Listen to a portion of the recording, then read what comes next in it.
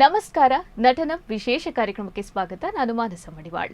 ದಕ್ಷಿಣ ಭಾರತದ ಒಂದು ಪಾರಂಪರಿಕ ನೃತ್ಯ ಕಲೆ, ಭರತ ಮುನಿ ಸೃಷ್ಟಿಸಿದಂತಹ ಒಂದು ನಾಟ್ಯಶಾಸ್ತ್ರ. ಭಾ ಅಂದ್ರೆ ಭಾವ, ರಾ ಅಂದ್ರೆ ರಾಗ, ತಾ ಅಂದ್ರೆ ತಾಳ. ಭಾವ, ರಾಗ, ತಾಳ ಮೇಳೈಸುವ ಒಂದು ಅದ್ಭುತ ಕಲೆಯೇ ಭರತನಾಟ್ಯ.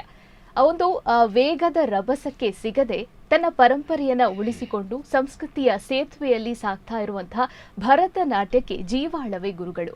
ಅಂತಹ ಗುರುಗಳಿಗೆ ಈ ಕಾರ್ಯಕ್ರಮವನ್ನು ಅರ್ಪಣೆ ಮಾಡ್ತಾ ಇವತ್ತಿನ ನಟನಂ ವಿಶೇಷ ಕಾರ್ಯಕ್ರಮದಲ್ಲಿ ನಾವು ಇಬ್ಬರು ನಾಟ್ಯ ಗುರುಗಳನ್ನು ನಿಮಗೆ ಪರಿಚಯ ಮಾಡಿಕೊಡ್ಲಿಕ್ಕೆ ಇದ್ದೇವೆ. ಜೊತೆಗೆ ನಮ್ಮ ನಟನಂ ಕಾರ್ಯಕ್ರಮದ ಕುರಿತಾಗಿ ಕೂಡ ಇವತ್ತು ಸಂವಾದವನ್ನ ನಡೆಸೋದಿಕ್ಕಿದ್ದೇವೆ. ಇವತ್ತು ನಮ್ಮ ಕಾರ್ಯಕ್ರಮದಲ್ಲಿ ಇರುವಂತಹ ಅತಿಥಿಗಳು ಯಾರು ಅಂತ ಹೇಳಿದ್ರೆ, ಶ್ರೀ ನಾಟ್ಯಾಂಜಲಿ ಕಲಾ ಅಕಾಡೆಮಿ ಇದರ ನಿರ್ದೇಶಕರಾಗಿರುವಂತಹ ಕರ್ನಾಟಕ ಕಲಾಶ್ರೀ ಹಾಗೆಯೇ ವಿದ್ವಾನ್ ಶ್ರೀ ಚಂದ್ರಶೇಖರ ನಾವಡ ಅವರು ನಮ್ಮ ಜೊತೆ ಇದ್ದಾರೆ. ಬನ್ನಿ ಅವರನ್ನ ಕಾರ್ಯಕ್ರಮಕ್ಕೆ ಆತ್ಮೀಯವಾಗಿ ಸ್ವಾಗತ ಮಾಡುವ. ಸರ್ ನಮಸ್ಕಾರ, ಕಾರ್ಯಕ್ರಮಕ್ಕೆ ಸ್ವಾಗತ. ಎಸ್ ವೀಕ್ಷಕರೇ, ಹಾಗೇನೆ ನಮ್ಮ ಜೊತೆ ಸನಾತನ ನಾಟ್ಯಾಲಯ ಮಂಗಳೂರು ಇದರ ನಿರ್ದೇಶಕಿಯಾಗಿರುವಂತಹ ಕರ್ನಾಟಕ ಕಲಾಶ್ರೀ ವಿದುಷಿ ಶಾರದಾ ಮಣಿಶೇಖರ್ ಅವರು ನಮ್ಮ ಜೊತೆ ಇದ್ದಾರೆ. ಅವ್ರನ್ನ ಕಾರ್ಯಕ್ರಮಕ್ಕೆ ಪ್ರೀತಿಪೂರ್ವಕವಾಗಿ ಸ್ವಾಗತಿಸೋಣ. ನಮಸ್ಕಾರ ಮೇಡಮ್, ಕಾರ್ಯಕ್ರಮಕ್ಕೆ ಸ್ವಾಗತ.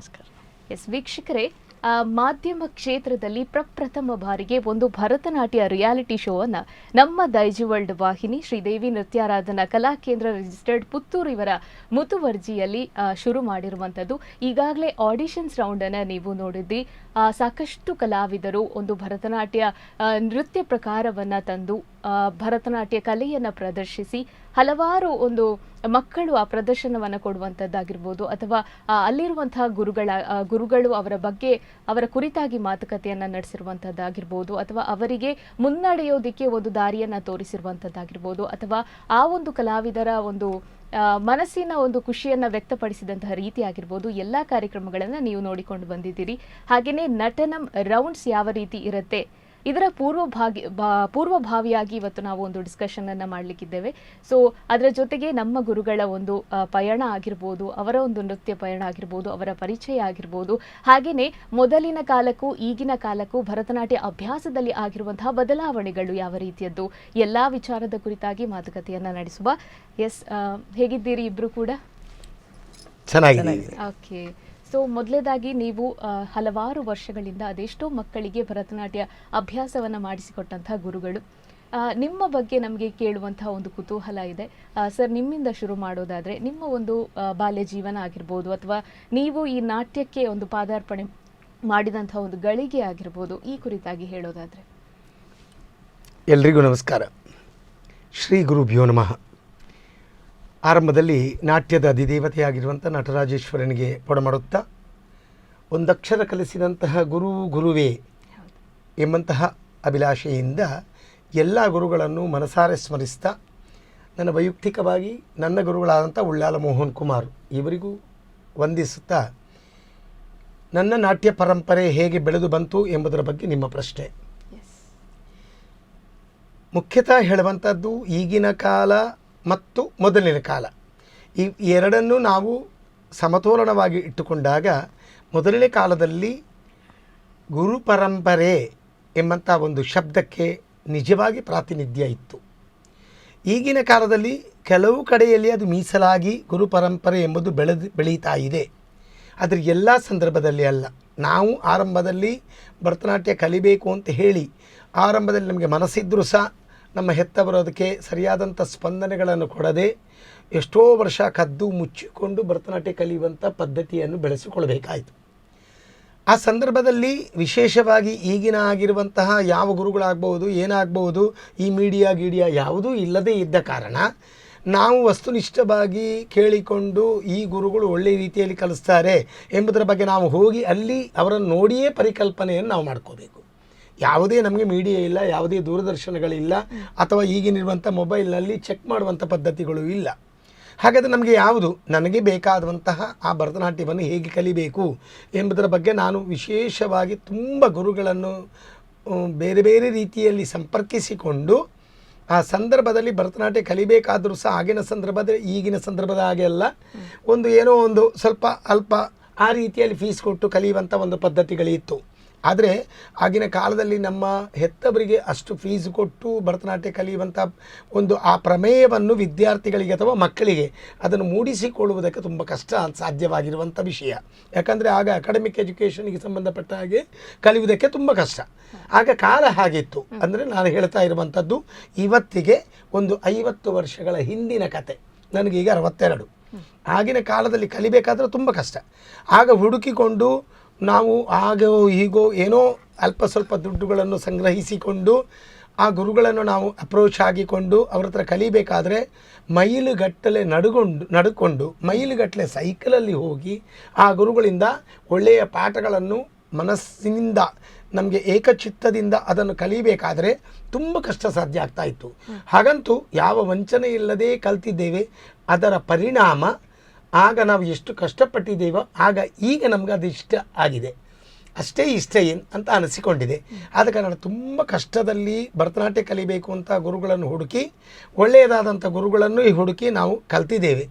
ಆ ಸಂದರ್ಭದಲ್ಲಿ ಕಲಿವಿಕೆ ಅಂಶದಲ್ಲಿ ಈಗಿನ ಮಕ್ಕಳ ಹಾಗೆ ಅಷ್ಟು ಸುಲಭದಲ್ಲಿ ಅಲ್ಲ. ಈಗ ಒಂದು ಡ್ಯಾನ್ಸ್ ಕ್ಲಾಸಿಗೆ ನಾವು ಉದಾಹರಣೆಗೆ ಮಕ್ಕಳನ್ನು ನಾವು ಕ್ಲಾಸಲ್ಲಿ ನಾವು ನೋಡ್ತಾ ಇರ್ತೀವಿ. ಅವರ ಪರಂಪರೆಯಿಂದ ಅಜ್ಜಿಯಿಂದ ಹಿಡಿದು ಅವರ ಮಕ್ಕಳಿಂದ ಹಿಡಿದು ಅಂದರೆ ಆ ಮಗುವಿನ ತಾಯಿ ತಂದೆ ಎಲ್ಲರೂ ಸೇರಿಕೊಂಡು ಬಂದು ಡ್ಯಾನ್ಸ್ ಕ್ಲಾಸಿಗೆ ಮಗುವನ್ನು ಬಂದು ಸೇರಿಸ್ತಾರೆ. ಆಗಿನ ಕಾಲದಲ್ಲಿ ನಾವು ಕದ್ದು ಮುಚ್ಚಿಕೊಂಡು ಹೋಗೋದು. ನಮ್ಮ ಅಜ್ಜಿ ಆಗಲಿ ನಮ್ಮ ಅಪ್ಪ ಆಗಲಿ ಬಂದು ನಮ್ಮನ್ನು ಸೇರಿಸಿದ್ದಿಲ್ಲ. ಆ ಕದ್ದು ಮುಚ್ಚಿಕೊಂಡು ಅಷ್ಟೇ ಗೌಪ್ಯವಾಗಿ ಇಟ್ಟುಕೊಂಡು ಅದನ್ನು ಅಷ್ಟೇ ಒಂದು ಗೌಪ್ಯದಲ್ಲಿ ನಾವು ಅದನ್ನು ಕಾಪಾಡ್ತಿದ್ದೆವು. ಈಗ ಹಾಗಲ್ಲ. ಆ ಮಗುವಿಗೆ ಇವತ್ತು ಅಲ್ಲಿ ಎಲ್ಲಾದರೆ ಇಲ್ಲಿ ಅಂದರೆ ಈ ಚಪ್ಪಲಿ ಬದಲಿಸಿದ ಹಾಗೆ, ಅರ್ಥ ಆಯ್ತಾ? ಆ ರೀತಿಯಲ್ಲಿಯೂ ಗುರು ಪರಂಪರೆಗಳನ್ನು ಬದಲಾಯಿಸುವಂಥ ಪದ್ಧತಿಗಳಿತ್ತು. ಆಗ ಇರಲಿಲ್ಲ. ಆಗ ಅಷ್ಟು ಕಷ್ಟದಲ್ಲಿ ಗುರುವಿನಿಂದ ನಾವು ಕಲ್ತಂಥ ವಿದ್ಯೆಯನ್ನು ಇವತ್ತು ಆ ದಾರಿ ಇರದಂಥ ಪರಿಣಾಮಕಾರಿಯಾದಂಥ ಪ್ರಾಮಾಣಿಕತೆಯಿಂದ ನನ್ನ ಶಿಷ್ಯನಿಗೆ ಇದು ಸಿಕ್ಕಬೇಕು ಅಂತ ನಮ್ಮ ಗುರುಗಳೆಲ್ಲ ನಮಗೆ ಕೊಟ್ಟಿದ್ದಾರೆ. ಆಗಿನ ಕಾಲದಲ್ಲಿ ಅಷ್ಟು ಕಷ್ಟಪಟ್ಟುಕೊಂಡು ಕಲ್ತದ್ದಕ್ಕೆ ಇವತ್ತು ನಮ್ಗೆ ಅದು ಇಷ್ಟವಾಗಿದೆ. ಹಾಗಂತೂ ಅದನ್ನು ದುರುಪಯೋಗ ಪಡಿಸಿದರೆ ಕೆಂಡದಂಥ ಕೋಪವೂ ಬರ್ತದೆ. ಅದು ಯಾಕಂದರೆ ಅನಿವಾರ್ಯ ಆಗುವಂಥ ಪ್ರಮೇಯ. ಯಾಕಂದರೆ ನಾವು ಅಷ್ಟು ಇಷ್ಟಪಟ್ಟದ್ದು. ಒಂದು ದಿನ ಗುರುವಿನ ಮುಂದೆ ಮೇಲಿನಿಂದ ಅವರ ಸಮತೋಲನದಲ್ಲಿ ಕೂತದ್ದು ಇಲ್ಲ. ಇವತ್ತಿಗೂ ನಾವು ಅದನ್ನೇ ಮಾಡ್ಕೊಂಡಿದ್ದೇವೆ. ಈಗಿನ ಮಕ್ಕಳ ಹಾಗಲ್ಲ. ಬಂದ ಕೂಡಲೇ ಅವರಿಗೆ ಸರ್ ಕೆಳಗೆ ಕೂತ್ಕೊಳ್ಳೋದ ಮೇಲೆ ಕೂತ್ಕೊಳ್ಳುವಂಥ ವಿಷಯ ಇಲ್ವಾ ಅಂತ ಕೇಳುವಂಥ ಪರಿಸ್ಥಿತಿ ಇರುವಂಥ ಇದು. ಆದರೆ ನಾವು ನಮ್ಮಲ್ಲಿ ಆ ಥರ ಮಾಡೋದಿಲ್ಲ. ಹಾಗಾದರೆ ಈಗ ಆ ಥರ ಬೆಳಗಿದರೆ ಮಾತ್ರ. ಯಾಕಂದರೆ ನಾವೆಲ್ಲ ಹುಟ್ಟುವಾಗ ಮೊದಲಿನ ಕಾಲದಲ್ಲಿ 8, 10 ಒಂದು ತಂದೆ ತಾಯಿಗೆ ಮಕ್ಕಳು. ಈಗ ಹಾಗಲ್ಲ. ಲೆಕ್ಕ ಮಾಡಿದರೆ 2, ಅದಿಲ್ಲದಿದ್ದರೆ 1 ಸಾಕು ಹೇಳುವಂಥದ್ದು. ಆ ನೆಲೆ ಇರುವಾಗ ಮಗುವನ್ನು ಅಷ್ಟು ಸೌಖ್ಯದಿಂದ ಅಷ್ಟು ಕಷ್ಟಪಟ್ಟುಕೊಂಡು ಒಂದು ಶಾಲೆಗೆ ಕಳಿಸೋದಾದರೂ ಸಹ ಅಷ್ಟೇ ವೆಹಿಕಲಲ್ಲಿ ಆ ಮಗುವನ್ನು ಅಷ್ಟು ಒಂದು ಅಷ್ಟು ಅದಕ್ಕೆ ಏನು ಕೊಡ್ತಾರೆ, ಬೇಕಾದಷ್ಟು ಪ್ರಾತಿನಿಧ್ಯ ಕೊಟ್ಟು ಮಕ್ಕಳನ್ನು ಕಳಿಸ್ತಾ ಇದ್ದರು. ನಾವು ಬೇಕಾದರೆ ಈಗಿನ ನಿಮಗೆ ಆಲೋಚನೆ ಮಾಡ್ಬೋದು. ಒಂದು ಮಗು ಶಾಲೆಯ ಬಸ್ಸಿನಲ್ಲಿ ಅಥವಾ ಶಾಲೆಯ ವಾಹನದಲ್ಲಿ ಹೋಗಬೇಕಾದ್ರೆ ಅದರ ತಾಯಿ ತಂದೆ ಆ ರೋಡು ಎಂಡಾಗುವವರೆಗೆ ಟಾಟ ಮಾಡ್ತಾ ಇತ್ತು. ಯಾಕಂದರೆ ತಂದೆ ತಾಯಿಯರು. ನಾವು ಹಾಗಲ್ಲ, ಬೆತ್ತ ಹಿಡ್ಕೊಂಡು ಹೋಗ್ತೀಯಾ ಇಲ್ವಾ ಅಂಥೇಳಿ ಆ ರೀತಿಯಲ್ಲಿ ನಮ್ಮನ್ನು ಕಳಿಸಿದ್ದುಂಟು. ಆದ ಕಾರಣ ನಮಗೆ ಅದರ ಬಗ್ಗೆ ತುಂಬ ಅಮೂಲ್ಯ, ಅದಕ್ಕೊಂದು ದೈವಿಕ ಕಲೆ ಎಂಬಂಥ ಭಾವನೆಯಿಂದ ನಾವು ಕಲಿತ ಕಾರಣ ನಾವು ಇಷ್ಟು ಬೆಳೆದಿದ್ದೇವೆ. ತುಂಬ ಕಷ್ಟದಿಂದ ಕಲ್ತಿದ್ದೇವೆ. ಆದ ಕಾರಣ ಅದನ್ನು ಅಷ್ಟು ಇಷ್ಟವಾಗಿ ಕಾಪಾಡಿದ ಕಾರಣ ದುರುಪಯೋಗ ಮಾಡಿದ ಕೂಡಲೇ ನಾನು ಮೊದಲೇ ಹೇಳಿದ ಹಾಗೆ ಕೆಂಡದಂಥ ಕೋಪ ಬರ್ತದೆ ಹೇಳುವಂಥದ್ದು ವಸ್ತುನಿಷ್ಠವಾದಂಥ ವಿಷಯ. ಆದ ಕಾರಣ ಅಷ್ಟು ಕಷ್ಟದಲ್ಲಿ ಕಲ್ತಿದ್ದೇವೆ. ಅದು ಅಷ್ಟೇ ರೀತಿಯಲ್ಲಿ ಗೌಪ್ಯವಾಗಿ ಕಾಪಾಡ್ತಾ ಇದ್ದೇವೆ. ನಮ್ಮ ಗುರುಗಳು ನಮಗೆ ಯಾವ ರೀತಿಯಲ್ಲಿ ಪ್ರಾಮಾಣಿಕೆಯಿಂದ ಮುಚ್ಚುಮರ ಇಲ್ಲದೆ ಏನನ್ನು ಕಲಿಸಿಕೊಟ್ಟಿದ್ದಾರೆ ಅದನ್ನು ನಾವು ಕಲಿಸಿಕೊಡ್ತೇವೆ. ಒಂದು ತಿಳ್ಕೊಳ್ಬೇಕಾದ ಅಂಶ, ನಮ್ಮ ಗುರುಗಳು ನಮಗೆ 100% ವಿದ್ಯೆಯನ್ನು ಕೊಟ್ಟರೆ ನಾವು ನಮ್ಮ ಮಕ್ಕಳಿಗೆ ಕೊಡೋದು 75%, ನಮ್ಮ ಮಕ್ಕಳು ಅದರ ಮೇಲೆ 50%, ಕೊನೆಗೆ ಸಿಕ್ಕುವುದು 25%. ಹಾಗಾದರೆ ನಮಗೆ ಸಿಕ್ಕಿದ್ದು 100 ಆದರೂ ಸಹ ಅದನ್ನು ಅಷ್ಟು ಕಾಪಾಡಿಕೊಂಡು ಇಟ್ಟುಕೊಳ್ಳಿಕ್ಕೆ ತುಂಬ ಕಷ್ಟ ಇತ್ತು. ಆದರೂ ಸಹ ಅದನ್ನು ಇಟ್ಟುಕೊಂಡು ನಾವು ಮಕ್ಕಳಿಗೆ ಕಲಿಸ್ತಾ ಇದ್ದೆವು. ಇವತ್ತಿಗೆ ಬೆಳವಣಿಗೆ ಹಂತದಲ್ಲಿದೆ.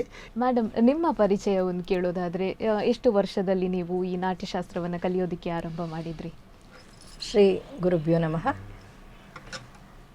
ನನ್ನ ತಂದೆಯವರು ಸಂಗೀತ ವಿದ್ವಾನ್ NK ಸುಂದರಾಚಾರ್ಯರು.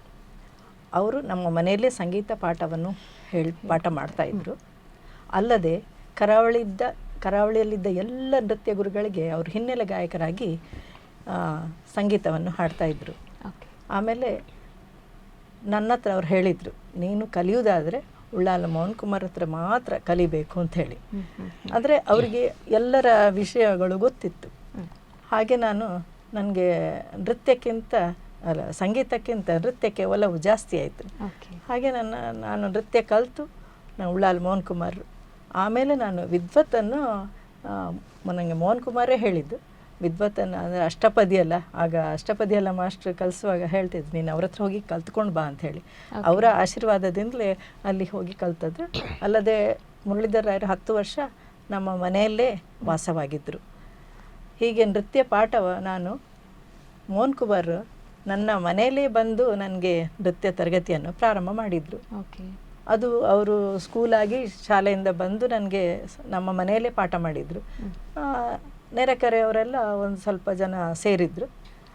ಆಮೇಲೆ ಮಾಸ್ಟ್ರಿಗೆ ಬರಲಿಕ್ಕಾಗದಾಗ ನನ್ನ ತಂದೆ ನನಗೆ ಎದುರು ನಿಲ್ಲಿಸಿ ಪಾಠ ಮಾಡ್ತಾಯಿದ್ರು. ಹೀಗೆ ಮುಂದುವರೆದ ಇದೇ ಪಾಠವೇ ಸನಾತನ ನಾಟ್ಯಾಲಯ. ಇನ್ನೊಂದು ದೀಪ ಬೆಳಗಿಸಲಿಲ್ಲ. ಓಕೆ. ಹಾಂ, ನನ್ನ ಮನೆಯಲ್ಲೇ ನನಗೆ ಸಂಗೀತದ ವಾತಾವರಣ ತಂದೆ ಸೃಷ್ಟಿ ಮಾಡಿಕೊಟ್ಟದ್ರಿಂದ, ನನ್ನ ಗುರುಗಳ ಆಶೀರ್ವಾದದಿಂದ ನಾನು ಇಲ್ಲಿವರೆಗೆ ಬಂದಿದ್ದೇನೆ ಅಂತ ಹೇಳಲಿಕ್ಕೆ ಇಷ್ಟಪಡ್ತೇನೆ. ಓಕೆ. ಒಂದೆಷ್ಟು ಪ್ರಾಯ ಇರಬೇಕಾದ್ರೆ ನೀವು? ನಾನು ನನ್ನ 9ನೇ ಕ್ಲಾಸ್ 13 ವರ್ಷದಲ್ಲಿ ನಾನು ಕಲ್ತಿದ್ದು. 14ನೇ ವರ್ಷದಲ್ಲಿ ನಾನು ರಂಗಪ್ರವೇಶವನ್ನು ಮಾಡಿದ್ದೆ. ಓಕೆ. ಇವಾಗ ಯಾವದಿಂದ ನೀವು ನಿಮ್ಮ ಒಂದು ನಾಟ್ಯಾಲಯವನ್ನು ಶುರು ಮಾಡಿದ್ರಿ? ಹಾಗೆ ಎಷ್ಟು ವರ್ಷದಿಂದ ನೀವು ನಾಟ್ಯ ಗುರುವಾಗಿ ವಿದ್ಯಾರ್ಥಿಗಳಿಗೆ ಕಲಿಸಿಕೊಡ್ತಾ ಇದ್ದೀರಿ? ಅಂದರೆ ನಾನು ನನ್ನ SLCಯಲ್ಲಿ ನಾನು ಚಿಕ್ಕ ಪುಟ್ಟ ತರಗತಿಗಳನ್ನು ಸ್ಟಾರ್ಟ್ ಮಾಡಿದ್ದೇನೆ. ಆಮೇಲೆ ಅದು ಬೆಳೀತಾ ಬೆಳೀತಾ ಈ ಹಂತಕ್ಕೆ ಬಂತು ನನ್ನ ಪತಿಯವರಿಂದ. ಹಾಗೆ ಪತಿಯವರ ಪ್ರೋತ್ಸಾಹದಿಂದ ಹಾಗೆ ಬಂತು. ನನಗೆ ವಾತಾವರಣ ಮಾತ್ರ ಎಲ್ಲ ಸಂಗೀತ ನೃತ್ಯದ ಪ್ರೋತ್ಸಾಹ ಕೊಡುವ ಹಾಗೆ ಇದ್ದರು ಹಾಗೆ ಎಲ್ಲರೂ. ಸರ್, ಈಗ ನಿಮ್ಮನ್ನು ಕೇಳೋದಾದರೆ, ನಿಮ್ಮ ಒಂದು ನಾಟ್ಯಾಲಯವನ್ನು ಯಾವಾಗ ಪ್ರಾರಂಭ ಮಾಡಿದ್ರಿ? ಜೊತೆಗೆ ಒಂದು ಕಲಿಸುವಂಥದ್ದು ಅದು ನಿಮಗೆ ಎಷ್ಟು ಪ್ರೀತಿ ಕೊಡುತ್ತೆ ಅಂತ? ನೋಡಿ, ಅದೊಂದು ಎಲ್ಲರಿಗೊಂದು ಸರ್ಪ್ರೈಸ್ ಆಗುವಂಥ ವಿಷಯ. ನಾನು 1983ನೇ ಇಸವಿಗೆ ನಾನು ಶಾಲಾ ಅಧ್ಯಾಪಕನಾಗಿ, ಅಂದರೆ ಸಬ್ಜೆಕ್ಟ್ ಟೀಚರಾಗಿ ನಾನು ಸ್ಕೂಲಲ್ಲಿ ಜಾಯ್ನ್ ಆದೆ. 83ನೇ ಇಸವಿ ನವೆಂಬರ್ ತಿಂಗಳಿಗೆ ನಾನು ಶಾಲಾ ಕೆಲಸಕ್ಕೆ ಹೋದಾಗ, ಆ ಸಂದರ್ಭದಲ್ಲಿ ನನಗೆ ಸರಿಯಾದಂಥ ಗುರು ನನಗೆ ಭರತನಾಟ್ಯಕ್ಕೆ ಸಿಕ್ಕದೇ ಇದ್ದು ತುಂಬ ಕಷ್ಟದಲ್ಲಿ, ತುಂಬ ಅಂದರೆ ಮನಸ್ಸಿನಲ್ಲಿ ತುಂಬ ನೋವಿತ್ತು. ನನಗೆ ಸರಿಯಾದಂಥ ಭರತನಾಟ್ಯವನ್ನು ಕಲೀಲಿಕ್ಕೆ ಆಗಲಿಲ್ಲಲ್ಲ. ಆಗ ನನ್ನ ಮನಸ್ಸಿನಲ್ಲಿ ಇತ್ತು ಉಳ್ಳಾಲ ಮೋಹನ್ ಕುಮಾರ್. ಯಾಕಂದ್ರೆ ನನ್ನ ಮನೆಗೂ ನನ್ನ ಉಳ್ಳಾಲ ಮೋಹನ್ ಕುಮಾರ್ ಅಂತ ಏನು ಹೇಳ್ತೇನೆ, ಅಲ್ಲಿಗೂ ನಮಗೂ 40ರಿಂದ 50 ಕಿಲೋಮೀಟರ್ ದೂರ. ಆ ಸಂದರ್ಭದಲ್ಲಿ ನಾನು ನಿಮಗೆ ಮೊದಲೇ ಇದನ್ನು ಸೂಚನೆ ಕೊಟ್ಟಿದ್ದೆ, ನಮ್ಮ ಮನೆಯಲ್ಲಿ ಇದಕ್ಕೆ ಸಪೋರ್ಟ್ ಇಲ್ಲ. ಹಾಗಿದ್ದ ಕಾರಣ ಈಗ ಸಪೋರ್ಟ್ ಇದ್ದರೆ ತೊಂದರೆ ಇಲ್ಲ. ಈಗ ಶಾರದಾಮಣಿಯವರು ಹೇಳಿದ ಹಾಗೆ ಅವರ ತಂದೆಯವರೇ ಒಂದು ದೊಡ್ಡ ಕಲಾವಿದ. ಅವರು ಸಂಗೀತದೊಟ್ಟಿಗೆ ಅವ್ರಿಗೆ ಬೇರೆ ಬೇರೆ ಮೃದಂಗ ಅಂತ ಅಷ್ಟು ಅದ್ಭುತ ಕಲಾವಿದ. ಆದರೆ ನಮ್ಮಲ್ಲಿ ಆ ಪರಂಪರೆ ಇಲ್ಲದೇ ಇದ್ದ ಕಾರಣ ಇರ್ಬೋದು, ಕೆಲವಕ್ಕೆ ತಂದೆ ತಾಯಿಗೆ ಇರ್ತದೆ, ನನ್ನ ಮಗು ಇನ್ನೂ ಏನಾದ್ರು ಈ ಎಕ್ಸ್ಟ್ರಾ ಕರಿಕ್ಯುಲಮ್ಸಿಗೆ ಹೋದರೆ ಪಾಠದ ಚಟುವಟಿಕೆಯಲ್ಲಿ ಹಿಂದೆ ಬೀಳ್ತಾನೆ ಎಂಬಂಥ ಒಂದು ಪ್ರಮೇಯ ಈಗಲೂ ಉಂಟು, ಆಗಲೂ ಇತ್ತು. ಅದಲ್ಲ, ನನ್ನ ತಂದೆ ತಾಯಿಯ ಮಾತಿನ ಮುಖಾಂತರವಾಗಿ ನಾನು ಹಾಗೆ ಹೋಗ್ತಿದ್ರೆ ನಾನು ಡಾಕ್ಟ್ರು ಅಥವಾ ಇಂಜಿನಿಯರು ಆಗ್ತಿದ್ದೆ, ಈ ಕಲಾ ಪ್ರಪಂಚಕ್ಕೆ ಬರ್ತಿರಲಿಲ್ಲ. ಆದರೆ ನನ್ನ ಗುರುಗಳು, ನಾನು 83ನೇ ಇಸವಿಗೆ ಟೀಚರಾಗಿ ಕೆಲಸ ಸೇರಿದಿ. 84ನೇ ಇಸವಿಯ ಏಪ್ರಿಲ್ ತಿಂಗಳಲ್ಲಿ, ಅಂದರೆ ನನ್ನ ಕೈಯಲ್ಲಿ ಒಂದು 3 ತಿಂಗಳ ಸಂಬಳ ನನಗೆ ಬಂತು. ಅಂದರೆ ನಾನು ಸ್ವತಃ ದುಡಿದೆ, ಇನ್ನೊಬ್ಬರ ಹತ್ರ ಕೇಳುವಂಥ ಪ್ರಮೇಯ ಇಲ್ಲ. ಈ ಸಂದರ್ಭದಲ್ಲಿ ಧೈರ್ಯದಿಂದ ಗುರುಗಳ ಮನೆಗೆ, ಅದು ಸೈಕಲಲ್ಲಿ ಗುರುಗಳ ಮನೆಗೆ 50 ಕಿಲೋಮೀಟರ್ ದೂರ ನಾನು ಕೋಟೆ ಕಾರಿಗೆ ಹೋದೆ. ಗುರುಗಳು ನನ್ನನ್ನು ತುಂಬ ಆನಂದದಿಂದ, ಯಾಕೋ ಅವರು ನನ್ನನ್ನು ಕಂಡಾಗ ಏನೋ ಮತ್ತೆ ನಿನ್ನನ್ನು ನೋಡಬೇಕು, ನಿನ್ನ ಮುಖದಲ್ಲಿ ಏನೋ ಒಂದು ಕಳೆ ಉಂಟು ಮಾರಾಯ ಅಂತ ಹೇಳುವಾಗ ನನಗೂ ಒಂದು ಒಳಗಿನಿಂದ ಮನಸ್ಸಿನಲ್ಲಿ ತುಂಬುಲತೆ, ಹೌದು ನನ್ನ ಹತ್ರ ಒಂದು ಕಳೆ ಇದೆ ಎಂಬಂಥ ಒಂದು ಗುರುಗಳೇ ಹೇಳಿದ ಮೇಲೆ ಇದು ಸತ್ಯ ಆಗಿರ್ಬೋದು ಅಂತ ಎಣಿಸ್ಕೊಂಡೆ ನಾನು. ಹಾಗೆ ಗುರುಗಳು ನನ್ನನ್ನು ಮನೆಗೆ ಸ್ವಾಗತಿಸಿದರು. 84ನೇ ಇಸವಿಗೆ ನಾನು ಏಪ್ರಿಲ್ ತಿಂಗಳ 10ನೇ ತಾರೀಕಿಗೆ ನಾನು ಅವರ ಪಾಠಕ್ಕೆ ಹೋದೆ. ಓಕೆ. ಇಲ್ಲಿ ಸರಿ ಗಮನಿಸ್ಕೊಳ್ಬೇಕಾದಂಥ ಅಂಶ, ನನ್ನ ಡ್ಯಾನ್ಸ್ ಕ್ಲಾಸ್ 85ರಲ್ಲಿ ಗುರುಗಳೇ ದೀಪ ಹಚ್ಚಿ ಸ್ಟಾರ್ಟ್ ಮಾಡಿದರು. ಆದರೆ 84ನೇ ಇಸವಿಯ ಅಕ್ಟೋಬರ್ ತಿಂಗಳಿಗೆ ನಾನು ಸ್ಕೂಲ್ ಟೀಚರ್ ಆಗಿರುವಂಥ ಆ ಸ್ಥಳದ ಹತ್ತಿರವೇ ಒಬ್ಬ ದೊಡ್ಡ ಕಲಾವಿದ, ಯಕ್ಷಗಾನ ಕಲಾವಿದರು ಕುಂಬ್ಳೆ ಸುಂದರ್ ರಾವ್, ಅವರ ಮಗಳಿಗೆ ಪಾಠ ಮಾಡೋದಕ್ಕೆ ನೀನು ಶಕ್ತ ಹೋಗು ಅಂತ ಹೇಳಿದರು. ನಾನು ಶುರು ಮಾಡಿದ್ದು ಡ್ಯಾನ್ಸ್ ಕ್ಲಾಸ್ 84ನೇ ಇಸವಿ ಏಪ್ರಿಲ್ ತಿಂಗಳು.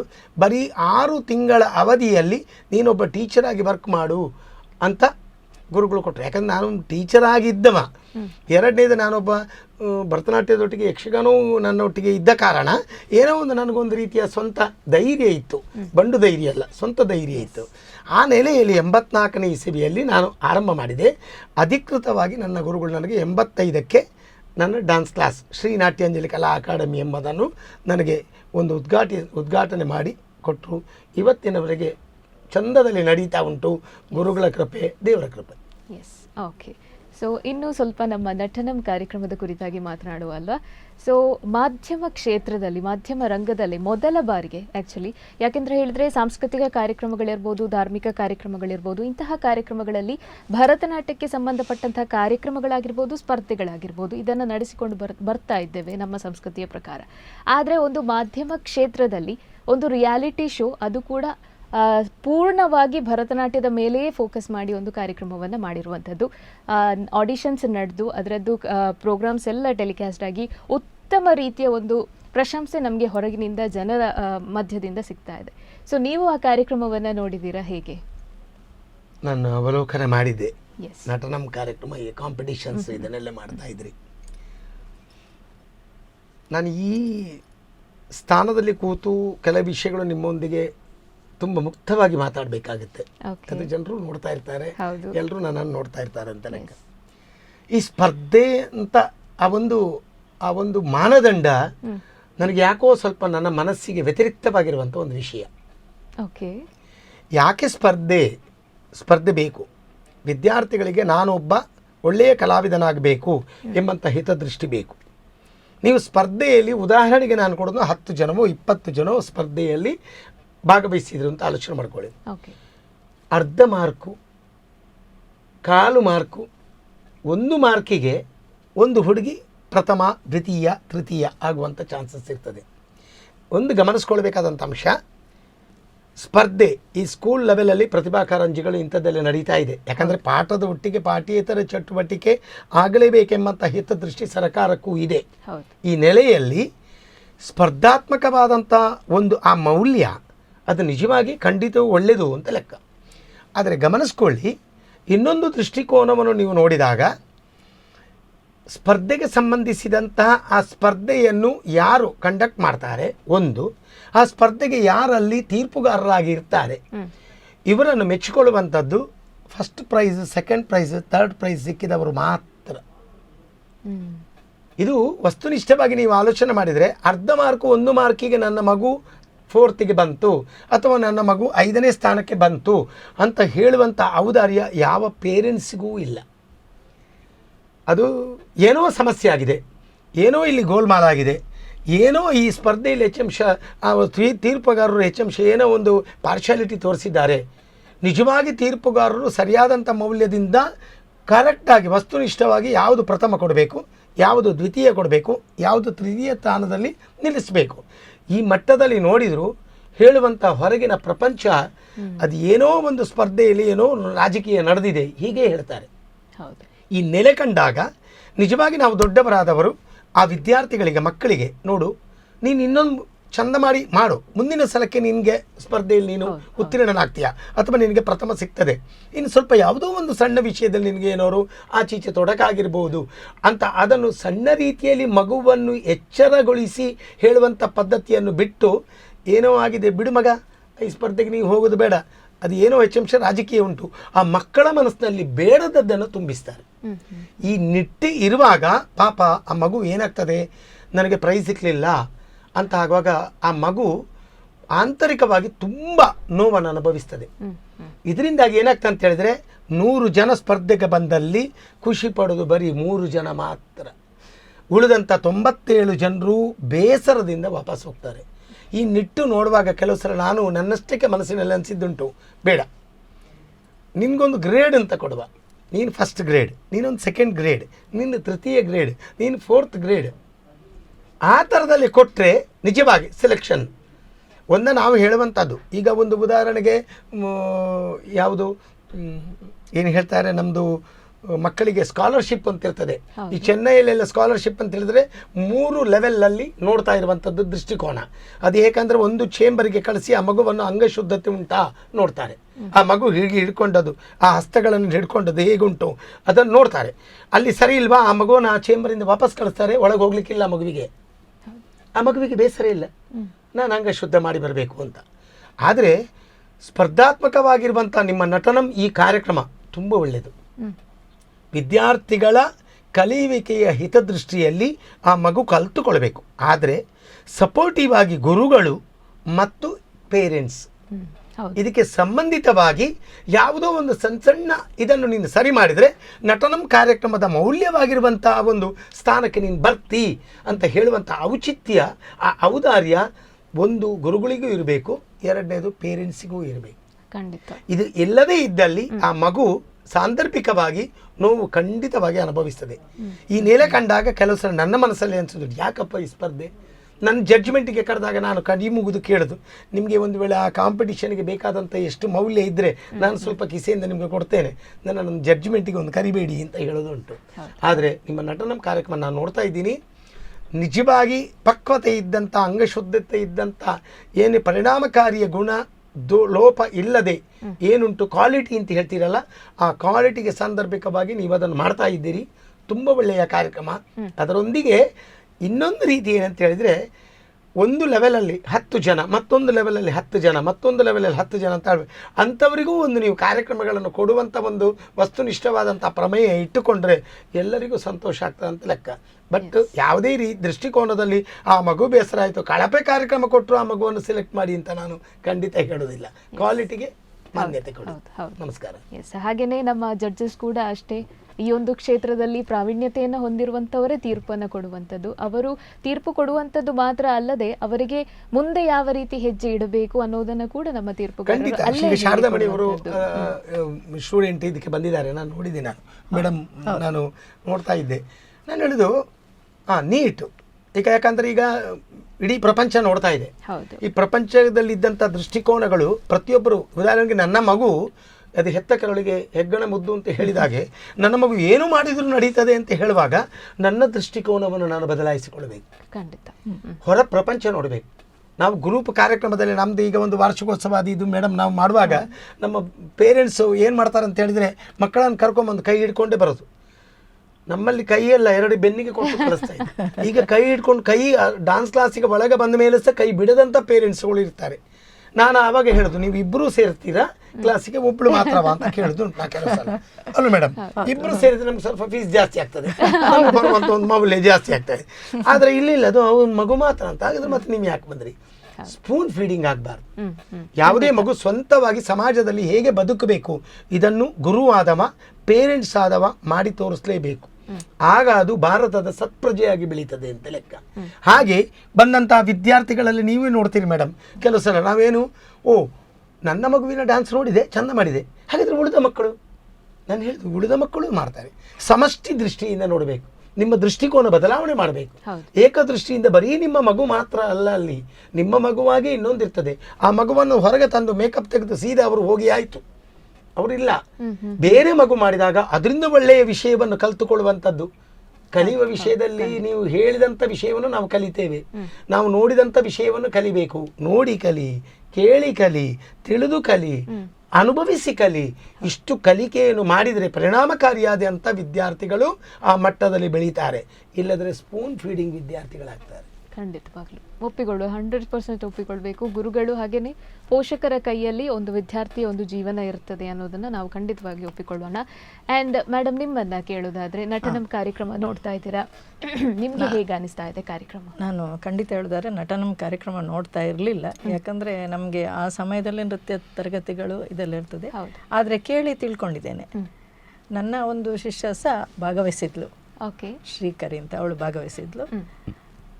ನಮ್ಮಲ್ಲಿ ಒಬ್ಬಳು ಹುಡುಗಿ ಡ್ಯಾನ್ಸ್ ಕಲಿಯುತ್ತಾ ಇರಲಿಲ್ಲ, ಯಾಕಂದರೆ ಇವರು ಈಗೆಲ್ಲ ನಮ್ಮ ಭರತನಾಟ್ಯ ಟೌನಲ್ಲಿ ಪುರಭವನದಲ್ಲೆಲ್ಲ ಕಾರ್ಯಕ್ರಮ ಆಗ್ತಾರಲ್ಲ, ಯಾರು ನೋಡಲಿಕ್ಕೆ ಬರೋದಿಲ್ಲ, ಕೆಲವರು ಟಿ ವಿಯಲ್ಲಿ ನೋಡ್ತಾರೆ. ಹಾಗೆ ಟಿ ವಿಯಲ್ಲಿ ನೋಡಿ ಅವಳು ಡ್ಯಾನ್ಸ್ ಕ್ಲಾಸಿಗೆ ಸೇರಿದಂತೆ ಈ ನಟನಂ ಕಾರ್ಯಕ್ರಮ ನೋಡಿ. ಹಾಗೆ ಕಲಿಯುವವರಿಗೆ ಒಂದು ಅಂಥ ವೇದಿಕೆಯಲ್ಲಿ ನಾವು ಮಾಡಬೇಕಂತ ಸ್ಫೂರ್ತಿ ಸಹ ಒಂದು ಬರ್ತದೆ ಅಂತ ಹೇಳಲಿಕ್ಕೆ ಇಷ್ಟಪಡ್ತೇನೆ ನಾನು. S, okay. ಸೊ ಒಂದು ಕಾರ್ಯಕ್ರಮದಿಂದ ಇನ್ನಷ್ಟು ವಿದ್ಯಾರ್ಥಿಗಳು ಅವರ ಕನಸಿಗೆ ಆ ವೇದಿಕೆಯನ್ನ ಒಂದು ರೀಚ್ ಆಗಬೇಕು, ನಾವು ಕೂಡ ಆ ಸಾಧನೆಯನ್ನ ಮಾಡೋದಕ್ಕೆ ಒಂದು ಪ್ರೋತ್ಸಾಹ ಕೊಡುವಂಥದ್ದು ನಮ್ಮ ಒಂದು ನಟನಂ ತಂಡದಿಂದ ಆಗ್ತಾ ಇರುವಂಥದ್ದು ಖಂಡಿತವಾಗ್ಲೂ ಅಭಿನಂದನೀಯ. ಇನ್ನು ಮತ್ತೆ ನಿಮ್ಮ ವಿಚಾರಗಳಿಗೆ ಬರೋದಾದ್ರೆ, ಈ ಒಂದು ಕೆಲವೊಂದಷ್ಟು ಸಮಾಜದಲ್ಲಿರುವಂತಹ ವಿಚಾರಗಳ ಬಗ್ಗೆ ಮಾತನಾಡುವ, ಈ ಭರತನಾಟ್ಯ ಕಲೆ ಅಥವಾ ಯಾವುದಾದ್ರೂ ನಾಟ್ಯಶಾಸ್ತ್ರವನ್ನ ಪುಟಾಣಿ ಮಕ್ಕಳಿರುವ ಕಾಲದಿಂದ ತರಗತಿಗಳಿಗೆ ಪೋಷಕರು ಕಳಿಸ್ತಾರೆ. ಆದರೆ ಒಂದು ಹಂತಕ್ಕೆ, ಒಂದು SSLC PUC ಹಂತಕ್ಕೆ ಬಂದಾಗ ಒಂದು ವಿದ್ಯಾಭ್ಯಾಸ ಅನ್ನುವಂಥದ್ದು, ಅಕಾಡೆಮಿಕ್ ಅನ್ನುವಂಥದ್ದು ತುಂಬ ಇಂಪಾರ್ಟೆಂಟ್ ಆಗುತ್ತೆ. ಆಗ ಪೋಷಕರು ಎಕ್ಸಾಮ್ಸ್ ಇದೆ, ಇನ್ನೂ ಹೋಗೋದು ಬೇಡ ಅಂತ ಮಗುವನ್ನ ಅವರ ಕನಸನ್ನು ಒಂದು ಕಿತ್ತುಕೊಂಡಾಗ ಆಗುತ್ತೆ. ಸೊ ಇಂತಹ ಪೋಷಕರಿಗೆ ನೀವೇನು ಹೇಳ್ತೀರಿ ಸರ್? ಸಮಾಜದಲ್ಲಿ ಅಂಥ ಪೋಷಕರೇ ಜಾಸ್ತಿ. ಈ ವಿಷಯದಲ್ಲಿ ಮಾತಾಡ್ಲಿಕ್ಕೆ ಹೋದ್ರೆ ಪಾಪ ಕೆಲವು ಪೋಷಕರು ರಾತ್ರಿಯೇ ಇಟ್ಟು ನಮ್ಮನ್ನು ಕೊಡ್ತಾರೆ. ಯಾಕಂದರೆ ವಸ್ತುನಿಷ್ಠವಾಗಿ ನೀವು ಗಮನಿಸ್ಕೊಳ್ಳಿ, ನಾನು ಹೆಚ್ಚಾಗಿ ಹೇಳೋದುಂಟು, ಆ ಮಗುವನ್ನು ಆ ಮಗು ಕೈಯಾಗಿ ಅಥವಾ ಅದರ ಮಗುವಿನ ಕಾಲು ಅಥವಾ ಮಗುವಿನ ದೈಹಿಕ ಸ್ಥಿತಿ ಡಾನ್ಸಿಗೆ ಸಂಬಂಧಪಟ್ಟ ಹಾಗೆ ಪೂರಕವಾಗಿ ಇದೆಯೋ ಇಲ್ಲವೋ ಎಂಬುದನ್ನು ಆಲೋಚನೆ ಮಾಡದೆ ಟಿ ವಿಯಲ್ಲಿ ಡಾನ್ಸು ಏನೋ ಕಂಡ ಕೂಡಲೇ ಆ ಮಗು ಡಾನ್ಸ್ ಮಾಡ್ತದೆ ಹಾಗೆ ಹೀಗೆ ಹೇಳಿಕೊಂಡು ಪೋಷಕರು ನಮ್ಮ ಹತ್ರ ಕರ್ಕೊಂಡ್ಬರ್ತಾರೆ. ಆ ಮಗುವಿಗೆ ಎಷ್ಟು ಪ್ರಾಯ ಅಂತ ಕೇಳಿದರೆ 4 ವರ್ಷ. ಆ ಮಗುವಿನ ನಮ್ಮದು ಆರಂಭದಲ್ಲಿ ಮೇಡಮ್ ನಾವು ತಟ್ಟಡವು ಅಂತ ಮಾಡ್ತೇವೆ. ಈ ತಟ್ಟುವ ಅಡವು ಬಲವಾಗಿ ತಟ್ಟಿದರೆ ಅದು ತಟ್ಟಡವಾಗಿರ್ತದೆ. ಸೊಳ್ಳೆಯೂ ಸಾಯದ ರೀತಿಯಲ್ಲಿ ತಟ್ಟಿದರೆ ಅದಕ್ಕೆ ತಟ್ಟಡವು ಅಂತ ಕರೆಯುವುದಿಲ್ಲ. ಆ ಮಗುವನ್ನು ಹಾಗಾದರೆ ನಾವು ಹೇಳೋದು ಪರಿಣಾಮಕಾರಿಯಾಗಿ ಮಗುವಿಗೆ ಭೌತಿಕವಾಗಿ ಆ ವಿಷಯಗಳು ಮನಸ್ಸಿಗೆ ಅಡಕಾಗುವಂಥ ಶಕ್ತಿ ಆ ಮಗುವಿನಲ್ಲಿ ಪ್ರೇರೇಪಕವಾಗಿ ಬರಬೇಕು.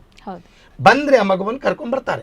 ಸರಿ, ನಾವು ಹೇಳ್ತೀವಿ, ನಿಜವಾಗಿ ಮೊದಲಿನ ನನ್ನ ಗುರುಗಳು ಹೇಳ್ತಾ ಇದ್ರು 8 ವರ್ಷಕ್ಕೆ ಆ ಮಗುವನ್ನು ಡಾನ್ಸ್ ಕ್ಲಾಸಿಗೆ ಕರ್ಕೊಂಡ್ಬರ್ಬೇಕು. ಈಗ ಏನಾಗಿದೆ ಅಂತ ಹೇಳಿದರೆ ಆಚೆ ಮನೆಯಲ್ಲಿ ಫ್ರಿಜ್ಜು, ಆಚೆ ಮನೆಯಲ್ಲಿ ಕಾರು, ಆಚೆ ಮನೆಯಲ್ಲಿ ಎಲ್ಲವೂ ಉಂಟು. ಅಲ್ಲಿ ಒಂದು ಮಗು ಡಾನ್ಸ್ ಕ್ಲಾಸಿಗೆ ಹೋಗ್ತದೆ, ನಮ್ಮ ಮನೆಯಲ್ಲಿ ಎಲ್ಲವೂ ಉಂಟು, ನನ್ನ ಮಗು ಯಾಕೆ ಹೋಗಬಾರ್ದು? ಆ ಮಗುವಿಗೆ ಇಂಟ್ರೆಸ್ಟ್ ಉಂಟಾ ಇಲ್ವಾ ಎಂಬುದನ್ನು ನಾವು ನೋಡೋದಿಲ್ಲ. ಆ ಮಗು ಹತ್ರ ಕೇಳಿದರೆ ಅದಕ್ಕೆ ಗೊತ್ತೇ ಇಲ್ಲ. ಆ ಪ್ರಪಂಚಕ್ಕೆ ಬಂದ ಕೊಳ್ಳಿ ನೀವು ಗಮನಿಸ್ಕೊಳ್ಳಿ, ಆ ಮಗುವನ್ನು ಬಿಟ್ಟು ಹೋಗ್ತಾರೆ ಡಾನ್ಸ್ ಕ್ಲಾಸಿಗೆ. ಅಲ್ಲಿ ನಾವು ಶಾಸ್ತ್ರ, ಇದು ಹೀಗೆ ಆಗಬೇಕು, ಇದು 1ನೇ ಕಾಲ, ಇದು 2ನೇ ಕಾಲ, ಇದು 3ನೇ ಕಾಲ, ಇಷ್ಟು ನಾವು ಆ ಟೈಟ್ ಶೆಡ್ಯೂಲಲ್ಲಿ ನಾವು ಮಕ್ಕಳಿಗೆ ಹೇಳಿಕೊಡುವಾಗ ಆ ಮಗು ಬಂದಂಥ ಮಗು ತುಂಬ ಸ್ವೇಚ್ಛೆಯ ಮನೋಭಾವನೆಯ ಮಗು. ಆ ಮಗು ಬಂದು ಇಷ್ಟು ಬಂಧನದಲ್ಲಿ ಕಲಿಬೇಕಾ? ಹೌದು. ಆದರೆ ಆ ಮಗು 75% ತನ್ನ ತಂದೆ ತಾಯಿಗೋಸ್ಕರವಾಗಿ ಕಲಿತದೆ. ಆ 25ರಲ್ಲಿ 15% ನಾವು ಹೇಳಿದಂಥ ಜೋರಿಗೆ ಕಲಿತದೆ. 75 + 15 ಒಟ್ಟಿಗೆ ಸೇರಿದರೆ ನಮಗೆ ಇರುವಂಥದ್ದು ಎಷ್ಟು? ಅಲ್ಲಿ 90 ಆಯ್ತು. ಅಲ್ಲಿಗೆ ಮತ್ತೆ 10% ಉಳಿಯುವುದು. ಈ 10% ಆ ಮಗುವಿನಲ್ಲಿ ಒಳಗೆ ಸುಪ್ತವಾಗಿ ಉಂಟಾ ಇಲ್ವಾ ಇದನ್ನು ಗೋಚರ ಮಾಡಬೇಕಾದ್ರೆ ಆ ಮಗು ತುಂಬ ವರ್ಷ ನಮ್ಮ ಹತ್ರ ಬರಬೇಕಾಗುತ್ತೆ. ತುಂಬ ಕಷ್ಟ ಇದೆ. ನೀವು ಗಮನಿಸ್ಕೊಳ್ಳಿ, ಒಬ್ಬ ಸಂಗೀತ ಕಲಾವಿದ ಕೈಯಲ್ಲಿ ಪುಸ್ತಕ ಇಟ್ಕೊಂಡು ಆ ಸಂಗೀತದ ಸಾಹಿತ್ಯಗಳನ್ನು ಓದಿಕೊಂಡು ಹಾಡಲಿಕ್ಕಾಗ್ತದೆ, ಅಥವಾ ವಯಲಿನಿಸ್ಟು ಯಾರೇ ಬೇಕಾರಾಗಿರಲಿ, ಡಾನ್ಸಲ್ಲಿ ಅವ ಏನು ಸಾಹಿತ್ಯವನ್ನು ಮನನ ಮಾಡಿಕೊಂಡೇ ಅವ ಅಭಿನಯಗಳನ್ನು ಮಾಡಿ ತೋರಿಸಬೇಕಾಗತ್ತೆ. ಇದು ಗಮನಿಸಿಕೊಂಡಾಗ ಸಂಗೀತದಲ್ಲಿ ಬಾಯಿ ಚಾತುರ್ಯ ಅಥವಾ ರಾಗ ಸುಶ್ರಾವ್ಯವಾದಂಥ ಅವನ ದೇಹದ ಆರೋಗ್ಯ ಸ್ಥಿತಿ ಸರಿ ಇದ್ದರೆ ಸಾಕು. ಡಾನ್ಸಲ್ಲಿ ಪೂರಕವಾಗಿ ಎಲ್ಲವೂ ಸರಿ ಬೇಕು, ಒಳ್ಳೆ ಮೆಮರಿ ಪವರೂ ಬೇಕು. ಇಷ್ಟು ನಿಷ್ಠ ಇರುವಾಗ ನಾವು ಹೇಳ್ತೀವಿ, ನಾವು ಈಗ ಹುಟ್ಟುವಾಗ ಉದಾಹರಣೆಗೆ ನಾನೇ SSLC ಆದ ಮೇಲೆ PUC ಆದ ಮೇಲೆ ಮತ್ತೆ ನಾನು ಕಂಪ್ಯೂಟರ್ ಎಂಬಂಥ ಒಂದು ಸಾಧನೆಯನ್ನು ನೋಡಿದೆ. ಈಗ 1ನೇ ಕ್ಲಾಸಿಗೆ ಮಗುವಿಗೆ ಯಾವುದು ಕಂಪ್ಯೂಟರ್ ಬರ್ತದೆ. ಆ ಮಕ್ಕಳು ನಿಜವಾಗಿ ಬುದ್ಧಿವಂತರು ಅಂತ ಲೆಕ್ಕ ನಾನು ಒಪ್ಪಿಕೊಳ್ತೇನೆ. ಗಮನಿಸ್ಕೊಳ್ಳಿ, ಬಂದಂಥ ಪೇರೆಂಟ್ಸ್ಗಳು ಆ ಮಗುವಿಗೆ ಒಂದು ಲಾಲಿತ್ಯವಾಗಿ ಎಂಜಾಯ್ಮೆಂಟಿಗೆ ಆಗಬೇಕು.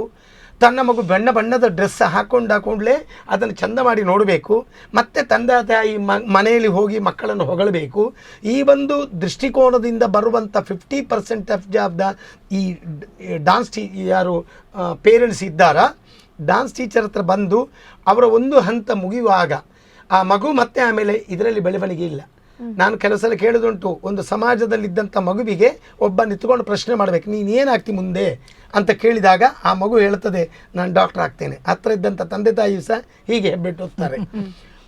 ಹಾಗಾದರೆ ಡಾಕ್ಟರ್ ಆಗ್ತಾನೆ, ಇಂಜಿನಿಯರ್ ಆಗ್ತಾನೆ, ಎಲ್ಲ ಒಬ್ಬ ಕಲಾವಿದನಾಗ್ತಾನೆ ಹೇಳುವಂಥ ಒಂದೇ ಒಂದು ಪೇರೆಂಟ್ಸ್ ಅಲ್ಲಿ ಇರುವುದಿಲ್ಲ. ಒಬ್ಬ ಸಮಾಜ ಸುಧಾರಕನಾಗ್ತೇನೆ ಹೇಳುವಂಥ ಒಂದೇ ಒಂದು ಪೇರೆಂಟ್ಸ್ ಇರುವುದಿಲ್ಲ. ಒಬ್ಬ ಶಿಕ್ಷಕನಾಗ್ತೇನೆ ಅಂತ ಹೇಳುವಂಥ ಒಂದೇ ಒಂದು ಪೇರೆಂಟ್ಸ್ ಇಲ್ಲ. ಈ ವಸ್ತುನಿಷ್ಠವಾಗಿ ನೋಡಿದಾಗ ಗಮನಿಸ್ಕೊಳ್ಳಿ, ಡಾನ್ಸ್ ಎಂಬುದು ಎಲ್ಲಿವರೆಗೆ ಆ ಮಗುವಿಗೆ ಅಪ್ ಟು ಒಂದು 9th ಸ್ಟ್ಯಾಂಡರ್ಡ್ 10th ಸ್ಟ್ಯಾಂಡರ್ಡಿನ ಮಾರ್ಕು, ಅವನ ಲೆವೆಲ್ ಉದ್ದಕ್ಕೂ ಆ ಮಾರ್ಕು ಅದಕ್ಕೆ ಕನ್ಸಿಡರ್ ಆಗ್ತದೆ. ನಾವು ಗಮನಿಸಿದರೆ ನಾವು 9ನೇ ಕ್ಲಾಸಿನವರೆಗೆ ನಿರಂತರವಾಗಿ ಬಂದಂಥ ಮಗು 10ನೇ ಕ್ಲಾಸ್ ಆಗುವಾಗ ಆ ಮಗುವೇ ಬರುವುದಿಲ್ಲ, ಪೇರೆಂಟ್ಸು ಇಲ್ಲ. ನಾವು ಅವರ ಫೋನ್ ನಂಬರ್ ಇದ್ದು ನಾವು ಫೋನ್ ಮಾಡಿದರೆ ಅವಳು ಈ ಸಲ SSLC ಅಲ್ಲ 10th ಸ್ಟ್ಯಾಂಡರ್ಡಿಗೆ ಕಂಡಾಪಟ್ಟೆ ಓದ್ಲಿಕ್ಕೆ ಉಂಟು ಅಂತ ಅವರ ರಾಗ ಕೇಳಿದಾಗಲೇ ನಮಗೆ ಉಂಗುಷ್ಟೊಂದೇ ಇರ್ತದೆ. ಹಾಗಾದ್ರೆ ಇಷ್ಟೊತ್ತು ಓದಿದ್ದೆಂಥದ್ದು ಅಲ್ವಾ? ಗಮನಿಸ್ಕೊಳ್ಳಿ. ಹಾಗಾದರೆ 10th ಸ್ಟ್ಯಾಂಡರ್ಡ್ ಎಂಬುದೇ ಮಾನದಂಡವ? ನಾನು ಕೆಲವು ಸಲ ಹೇಳೋದುಂಟು, ನಾನೊಬ್ಬ ಆಳ್ವಾಸಿನಲ್ಲಿ ಒಂದು 300 ವಿದ್ಯಾರ್ಥಿಗಳಿಗೆ ಪಾಠ ಮಾಡುವವ. ಅಲ್ಲಿ 10th ಸ್ಟ್ಯಾಂಡರ್ಡ್ ಮಕ್ಕಳೇ ಪಾಠಕ್ಕೂ ಬಂದು ಪರೀಕ್ಷೆಯಲ್ಲಿಯೂ ಒಳ್ಳೆಯ ಉತ್ತೀರ್ಣತೆಯ ಮಾರ್ಕನ್ನು ಪಡೆದು ಅವರ ಅಕಾಡೆಮಿಕ್ ಎಜುಕೇಶನ್ 97 ಬರೆದು ಆ ಆಳ್ವಾಸಿನ ಎದುರಿನಿಂದ ಅವರ ಫ್ಲೆಕ್ಸ್ ಅಲ್ಲಿ ಫೋಟೋ ಇರ್ತದೆ. ಅದು ಮಗು ಅಲ್ವಾ? ಯಾಕಂದ್ರೆ ನಾನು ಆಳ್ವಾಸಿಗೆ ದೊಡ್ಡ ಒಂದು ಕೈ ಮುಗಿದೆ. ಯಾಕಂದ್ರೆ ಒಂದು ಸಾಂಸ್ಕೃತಿಕ ಪ್ರಜ್ಞೆ, ಸೌಂದರ್ಯ ಪ್ರಜ್ಞೆಯನ್ನು ಇಟ್ಟುಕೊಂಡಂತ ಒಬ್ರು ಡಾಕ್ಟರ್ ಮೋಹನ ಆಳ್ವ ಅಧ್ಯಕ್ಷರು. ಅಲ್ಲಿ ವಿದ್ಯಾರ್ಥಿಗಳಿಗೆ ಎಲ್ಲರಿಗೂ ಸಹ ಪಾಠ ಚಟುವಟಿಕೆ ಎಷ್ಟು ಉಂಟೋ ಅಷ್ಟೇ ವೆಯ್ಟ್ ಪಾಠೇತರ ಚಟುವಟಿಕೆಗೂ ಕೊಡ್ತಾರೆ. ಕೆಲವು ಸ್ಕೂಲುಗಳಲ್ಲಿ ಕೊಡೋದಿಲ್ಲ. ಟೀಚರ್ಸೇ ಹೇಳೋದುಂಟು, ನಿನ್ಗೇನು ಭಾಷೆ ಇಲ್ವಾ, 10th ಸ್ಟ್ಯಾಂಡರ್ಡಲ್ಲಿ ಒಳ್ಳೆ ಮಾರ್ಕ್ ಪಡಿಬೇಕಂತ ಇಲ್ವಾ, ಪುನಃ ಡಾನ್ಸ್ ಕ್ಲಾಸ್ ಅಂತ ಹೋಗು, ನಾಚಿಕೆ ಆಗೋದಿಲ್ಲ ನಿಮಗೆ. ಪೇರೆಂಟ್ಸನ್ನು ಕರೆದು ಮನವನ್ನು ಉಳಿಸ್ತಾರೆ, ಮನವನ್ನು ಆ ಥರ ಪರಿವರ್ತನೆ ಮಾಡ್ತಾರೆ. ನಾವು ಟಾರ್ಚ್ ಹಾಕಿ ಹುಡುಕಿದ್ರು SSLCಯಲ್ಲಿಯೂ ಮಕ್ಕಳು ಇಲ್ಲ, ನಮಗೆ PUC ಸೆಕೆಂಡ್ ಇಯರ್ ಆಗುವಾಗಲೂ ಇಲ್ಲ. ಆ ಮಗು ಮತ್ತೆ ಬರೋದು ನಮಗೆ ಯಾವಾಗ ಗೊತ್ತುಂಟಾ? ತನ್ನ ಮದುವೆಯ ಹೇಳಿಕೆಗೆ ಇನ್ವಿಟೇಷನ್ ಇಟ್ಕೊಂಡು ಬರ್ತದೆ. ಆವಾಗ ನಮ್ಗೆ ಆ ಮಗುವಿನ ಗುರ್ತವೂ ಇರುವುದಿಲ್ಲ. ನೀನು ಯಾರಮ್ಮ ಕೇಳಿದ್ರೆ ಅಂಧ ಕಾಲದಲ್ಲಿ ಬಂದಿದೆ ಅಂತ ಹೇಳ್ತಾರೆ. ಇದು ಪ್ರಯೋಜನ ಇಲ್ಲ. ಈ ಸಂಗತಿಯಾಗಿದೆ. ಇದು ನಾವು ಮನಸ್ಸಿಗೆ ತುಂಬಾ ನೊಂದುಕೊಂಡಿದ್ದೇವೆ. ಮೇಡಮ್ಗೆ ಗೊತ್ತು, ನನಗೂ ಗೊತ್ತು. ಆದ್ರೆ ಏನು, ನಾವು ನಮ್ಮ ಮನ ಪರಿವರ್ತನೆ ಇಷ್ಟು ಸಾಕು ಅಂತ ನನ್ನ ಮನಸ್ಸಿಗೆ ನಾನೇ ಉತ್ತರ ಹೇಳೋದು. ಸಾಕು, ನೀನು ಬೇಸರ ಮಾಡಬೇಡ, ನನ್ನ ಬಗ್ಗೆ ನಾನೇ ವೈಯಕ್ತಿಕವಾಗಿ ಹೇಳೋದು. ಆ ಮಗು ಮತ್ತೆ ಬರೋದಿಲ್ಲ. ಬಂದ್ರೆ ನಿಜವಾಗಿ ಒಳ್ಳೆಯ ಕಲಾವಿದ. ನನ್ನ ಹತ್ರ ಇದ್ದಾರೆ ಒಂದು 2 ಸ್ಟೂಡೆಂಟ್ಗಳು ಟ್ಯೂಷನಿಗೆ ಹೋಗಿ ಹಾಗೆ ಹೀಗೆ ಹೋಗಿ 50% ತೆಗೆದಿದೆ. ಇಡೀ ನನ್ನ ಡಾನ್ಸ್ ಕ್ಲಾಸಿಗೂ ಬಂದು SSLCಯಲ್ಲಿ ಪ್ರೋಗ್ರಾಮಿಗೂ ಬಂದಂಥ ಹುಡುಗಿ 98 ತೆಗೆದಿದೆ. ಇಲ್ಲಿ ಒಂದು ಗಮನಿಸ್ಕೊಳ್ಬೇಕಾದ್ದು, ಇಲ್ಲಿ ಟೀಚರ್ಸ್ ಆಗಿರ್ಬೋದು, ಪೇರೆಂಟ್ಸ್ ಆಗಿರ್ಬೋದು, ಇಂತಹ ಕಲೆಗಳು ಸ್ಪಷ್ಟವಾಗಿ ಕಾನ್ಸಂಟ್ರೇಷನ್ ಪವರ್ ಬಿಲ್ಡಪ್ ಮಾಡ್ತದೆ. ಪ್ರತಿಯೊಂದು ಪೇರೆಂಟ್ಸ್ಗಳು ಸಹ ಇದನ್ನು ಅರ್ಥ ಮಾಡಿಕೊಂಡು ಮಕ್ಕಳನ್ನು ಯಾವ ಮಟ್ಟದಲ್ಲಿ ಸಹ ಒಂದು ಹಂತ ಮುಗಿಯುವವರೆಗೆ ಆ ಮಗುವನ್ನು ಡಾನ್ಸ್ ಕ್ಲಾಸಿಂದಾಗಲಿ, ಸಂಗೀತ ಕ್ಲಾಸಿಂದ, ಬರೀ ಡಾನ್ಸ್ ಕ್ಲಾಸ್ ಅಲ್ಲ, ಸಂಗೀತ ಕ್ಲಾಸಿಂದ ಯಾವುದರಿಂದ ವಂಚಿತರಾಗದೆ ಮಗುವನ್ನು ಮಾಡಿದರೆ ಆ ಮಗುವಿಗೆ ಬುದ್ಧಿ ಹೇಳಬೇಕಾದಂಥ ಪೇರೆಂಟ್ಸೇ ಅವರ ತಪ್ಪು ದಾರಿಯನ್ನು ಹಿಡಿದ್ರೆ ನಾವು ಏನು ಮಾಡಲಿಕ್ಕಾಗತ್ತೆ? ನೀವು ಏನು ಕೊಡೋದು ಬೇಡ ಮಕ್ಕಳೇ, ಫೀಸು ಕೊಡದೆ ನಾನು ಕಲಿಸ್ತೇನೆ ಅಂತ ಹೇಳುವಷ್ಟು ಅಷ್ಟು ದೊಡ್ಡ ನಾವು ವಿಜೃಂಭಿತವಾಗಿರುವಂಥ ದೊಡ್ಡ ಏನು ಆಗರ್ಭ ಶ್ರೀಮಂತರ ಅಲ್ಲ. ನಾವು ಫೀಸಿನಿಂದಲೇ ಬದುಕುವಂಥವರು ಅಂತ ಎಣಿಸ್ಕೊಳ್ಳಿ. ಆಗ ಇದು ಬೇಕಾಗ್ತದೆ. ಅದನ್ನು ಪೇರೆಂಟ್ಸ್ ಗಟ್ಟಿ ಮಾಡಬೇಕು. ಕೆಲವು ನನ್ನ ಮಕ್ಕಳೇ ಹೇಳಿದ್ದುಂಟು, ಅಮ್ಮ ಅಪ್ಪ ನಿಮಗೆ ನಾನು ನನ್ನ ಸಬ್ಜೆಕ್ಟಲ್ಲಿ ನಾನು 95 ಎಬವ್ ತೆಗೆದ್ರೆ ಆಯ್ತಲ್ಲ, ನಾನು ಡಾನ್ಸ್ ಕ್ಲಾಸಿಗೆ ಹೋಗೋದನ್ನು ಕಟ್ ಮಾಡಬೇಡ, ಸಂಗೀತ ಕ್ಲಾಸಿಗೆ ಹೋಗೋದನ್ನು ಕಟ್ ಮಾಡಬೇಡ, ದಯವಿಟ್ಟು ಕಳಿಸು. ಅಷ್ಟು ಹೇಳುವಂಥದ್ದು 100ರಲ್ಲಿ ಹುಡುಕಿದ್ರೆ ಒಂದು ಸಿಗೋದಿಲ್ಲ. ಮೇಡಮ್, ಈ ಕುರಿತಾಗಿ ನೀವು ಏನು ಹೇಳ್ತೀರಿ? ಅಲ್ಲ, ಅಂದರೆ ಕೆಲವರು ತಿಳ್ಕೊಳ್ಳೋದಿಲ್ಲ. ಮೆಮೊರಿ ಪವರ್ ಜಾಸ್ತಿ ಆಗ್ತದೆ. ಮಕ್ಕಳ ಫಿಗರ್ ಏನಿರ್ತದೆ ಹೆಣ್ಣು ಮಕ್ಕಳದ್ದು, ಅಂದರೆ ಸರಿಯಾಗಿ ಅಡವನ್ನು ಮಾಡಿದರೆ ಮಕ್ಕಳು ಡಾನ್ಸ್ ಕ್ಲಾಸ್ ಇಂದ ಎಷ್ಟು ಪ್ರಯೋಜನಗಳನ್ನು ಪಡಿತಾರೆ. ಮತ್ತು ಶಾಲೆಯ ಮಾರ್ಕ್ ಮಾಸ್ಟರ್ ಇವರು ನಾವ್ರು ಹೇಳಿದ ಹಾಗೆ ಶಾಲೆಯ ಮಾರ್ಕಲ್ಲಿ ಸಹ ನಮ್ಮ ಡಾನ್ಸ್ ಕ್ಲಾಸಲ್ಲಿ ಬರೋ ಮಕ್ಕಳು 97, 95 ಸುಮಾರು ಜನ ಇದ್ದಾರೆ. SSLCಯಲ್ಲೂ ಇದ್ದಾರೆ, ಸೆಕೆಂಡ್ PUCಯಲ್ಲೂ ಇದ್ದಾರೆ. ಇದು ತಿಳ್ಕೊಳ್ಬೇಕು, ಪೇರೆಂಟ್ಸು ತಿಳ್ಕೊಳ್ಬೇಕು. ಒಂದು ಉದಾಹರಣೆ ನೋಡಿ, ನಂತರ ಈಗ ಮೊನ್ನೆ ಎಲ್ಲ ವಿದ್ವತ್ತೆಲ್ಲ ಆದಂಥ ಮಕ್ಕಳು ಅಥವಾ ನನ್ನ ಪರ್ಮನೆಂಟ್ ಡಾನ್ಸ್ ಕ್ಲಾಸಿಗೆ, ಡಾನ್ಸ್ ಪ್ರೋಗ್ರಾಮಿಗೆ ಬರುವಂಥ ಮಕ್ಕಳು, ಕೆಲವು ವಿದ್ಯಾರ್ಥಿಗಳು MCOM ಅಲ್ಲಿ ರ್ಯಾಂಕ್, MSCಯಲ್ಲಿ ರ್ಯಾಂಕ್, ಇಂಜಿನಿಯರಿಂಗ್ ಪದವಿಯಲ್ಲಿ ಏನು ಅಷ್ಟು ಒಳ್ಳೆಯ ಮಾರ್ಕ್ ಪಡೆದವರು, ಸೈಕಾಲಜಿಯಲ್ಲಿ ಗೋಲ್ಡ್ ಮೆಡಲಿಸ್ಟ್, ಇಂಥ ವಿದ್ಯಾರ್ಥಿಗಳು ಈಗಲೂ ಒಂದು ದಿವಸವೂ ತಪ್ಪದೆ ಕ್ಲಾಸಿಗೆ ಬರ್ತಾರೆ. ಯಾವಾಗ ಕ್ಲಾಸಿಗೆ ಬರೋದಿಲ್ವ, ನಾನು 100% ಹೇಳ್ತೇನೆ, ಆ ಮಗು ಡಾನ್ಸ್ ಕ್ಲಾಸ್ ಯಾವಾಗ ಬಿಟ್ಟಿತಾ 9th ಸ್ಟ್ಯಾಂಡರ್ಡ್ವರೆಗೆ ಆ ಮಗು 95 ಮಾರ್ಕ್ ತೆಗಿತಾ ಇದ್ರೆ, ಡಾನ್ಸ್ ಕ್ಲಾಸ್ ಬಿಟ್ಟಂಥ ವರ್ಷದಲ್ಲಿ ಟೀಚರ್ ನಾನು ಸತ್ಯ ಹೇಳ್ತೇನೆ, ಆ ಮಗು 50% ಮಾರ್ಕು. ಅದು ಇದು ವೈದ್ಯರು ಧೈರ್ಯದಿಂದ ಕೂಡ ನಾನು ಹೇಳ್ತಾರೆ ಹೇಳಬಲ್ಲೆ. ಈ ಮಾತನ್ನ. ಯಾಕೆಂತ ಹೇಳಿದ್ರೆ ನಮಗೆ ಯಾವುದು ತುಂಬಾ ಪ್ರೀತಿ ಇರುತ್ತೆ, ನಮ್ಮ ಮನಸ್ಸಿಗೆ ಯಾವುದು ಖುಷಿ ಅಥವಾ ಉತ್ಸಾಹವನ್ನ ಕೊಡುತ್ತೆ, ಅದನ್ನ ಮಾಡೋದನ್ನ ಬಿಟ್ರೆ ಆ ಮಕ್ಕಳು ಮತ್ತೆ ಪುನಃ ಡಿಪ್ರೆಷನ್ಗೆ ಹೋಗುವಂತದ್ದಾಗಿರ್ಬೋದು, ಅವರ ಒಂದು ಖುಷಿಯನ್ನ ಅವರು ಕಳ್ಕೊಳ್ತಾರೆ. ಕೇವಲ ಪುಸ್ತಕದ ಹುಳು ಆದ್ರೆ ಸಾಲದು, ಜಗತ್ತಿನ ಒಂದು ನಾಲೆಜ್ ಬೇಕು ಅಂತ ವೈದ್ಯರು ಕೂಡ ಹೇಳ್ತಾರೆ. ಹಾಗೇನೆ ನಾನು ಒಂದು ಓದ್ತಾ ಇರ್ಬೇಕಾದ್ರೆ ನಾನೊಂದು ಗಮನಿಸಿದಂತಹ ವಿಚಾರ, ತಪ್ಪು ಸರಿಯೋ ಗೊತ್ತಿಲ್ಲ, ಈ ಭರತನಾಟ್ಯವನ್ನ ಮಾಡೋದ್ರಿಂದ ಕಂಪ್ಲೀಟ್ ನಮ್ಮ ದೇಹಕ್ಕೆ ಒಂದು ಆಕ್ಟಿವಿಟಿ ಸಿಗುತ್ತೆ. ಅದರ ಜೊತೆಗೆ ಈ ಯೋಗ ಮತ್ತೆ ಮೆಡಿಟೇಷನ್ ಮಾಡಿ ಅಂತ ಯಾರು ಟೀಚರ್ಸ್ ಕೆಲವೊಂದು ಮಕ್ಕಳಿಗೆ ಹೇಳ್ತಾರೆ ಎಕ್ಸಾಮ್ ಟೈಮಲ್ಲಿ, ನೀವು ಯೋಗ ಮಾಡ್ತಾ ಹೋಗಿ, ಬ್ರೈನ್ ಪವರ್ ಇಂಪ್ರೂವ್ ಆಗ್ತಾ ಹೋಗುತ್ತೆ ಅಂತ, ಅದೆಲ್ಲ ಭರತನಾಟ್ಯದಲ್ಲಿ ಸಿಗುತ್ತೆ. ಹಾಗಾಗಿ ಭರತನಾಟ್ಯವನ್ನ ಬಿಡುವಂಥದ್ದು ಬೇಡ. ಅದು ಯಾಕೆ ಹೇಳಿ ಮೇಡಮ್, ನಾನೊಂದು ಸತ್ಯ ಹೇಳ್ತೀನಿ ನಿಮಗೆ. ಭಾರತೀಯ ಶಾಸ್ತ್ರೀಯ ಪದ್ಧತಿಯಲ್ಲಿ ನೋಡಿ, ಸೈಂಟಿಫಿಕಲಿ ಒಬ್ಬ ವೈಜ್ಞಾನಿಕವಾಗಿ ವಿಜ್ಞಾನದ ಒಬ್ಬ ಅಥವಾ ಡಾಕ್ಟರ್ ಹೇಳೋದುಂಟಂತೆ, ಮನುಷ್ಯನಿಗೆ ಸ್ಮೃತಿ ಪಟಲ ಅಂದ್ರೆ ಮೆಮರಿ, ಎರಡು ಮೆಮರಿ ಅಂತಲ್ಲ, ಒಂದು ಬಲ ಮತ್ತೊಂದು ಎಡ. ಸೊ ನಮ್ಮ ಬಲ ಬದಿಯ ಯಾವ ವರ್ಕ್ಗಳು ಅದು ಎಡ ಮೆಮರಿ ಜಾಗೃತ ಆಗ್ತದೆ. ನಮ್ಮ ಎಡ ಕೈಯ ಯಾವುದೇ ಸಾಧನಗಳ ಎಡ ಭಾಗದಲ್ಲಿ ಏನು ಮಾಡ್ತೀವ ಅದು ಬಲ ಮೆಮರಿ ಪವರ್ ಆಗ್ತದೆ. ಅದು ಗಮನಿಸ್ಕೊಳ್ಳಿ. ಯಾವಾಗ ನಾವು ಬಲದಲ್ಲಿ ಹೆಚ್ಚಿನವ್ರು ನೋಡಿ, ಲೆಫ್ಟ್ ಹ್ಯಾಂಡ್ ಕಡಿಮೆ, ರೈಟ್ ಹ್ಯಾಂಡೇ ಇರೋದು. ನಾವು ಯಾವಾಗ ರೈಟ್ ಹ್ಯಾಂಡ್ ತುಂಬ ನಮ್ಮ ನಿತ್ಯ ಕೆಲಸಗಳಲ್ಲಿ ಬರೆಯುವುದರಲ್ಲಿ ಹಾಗೆ ಹೀಗೆ ಅಂತ ನಾವು ಯೂಸ್ ಮಾಡ್ಕೊಂಡು ಮಾಡ್ತಾ ಇದ್ರೆ ಎಡ ಮೆಮರಿ ಖಂಡಿತವಾಗ್ತದೆ. ಆದರೆ ಗಮನಿಸ್ಕೊಳ್ಳಿ, ಎಡ ಮೆಮರಿ ಗಟ್ಟಿ ಆಗ್ತದೆ, ಬಲ ಮೆಮರಿ ಗಟ್ಟಿ ಆಗದ ಕೂಡಲೇ ಪಾರ್ಶ್ವ ವಾಯು ಅಂತ ಬರ್ತದೆ ನೋಡಿ, ಪಕ್ಷಪಾತ, ಅದು ಹೊಡೆಯುವುದೇ ನೆನಪಿಟ್ಕೊಳ್ಳಿ, ಅದು ಆಪೋಸಿಟಿಗೆ.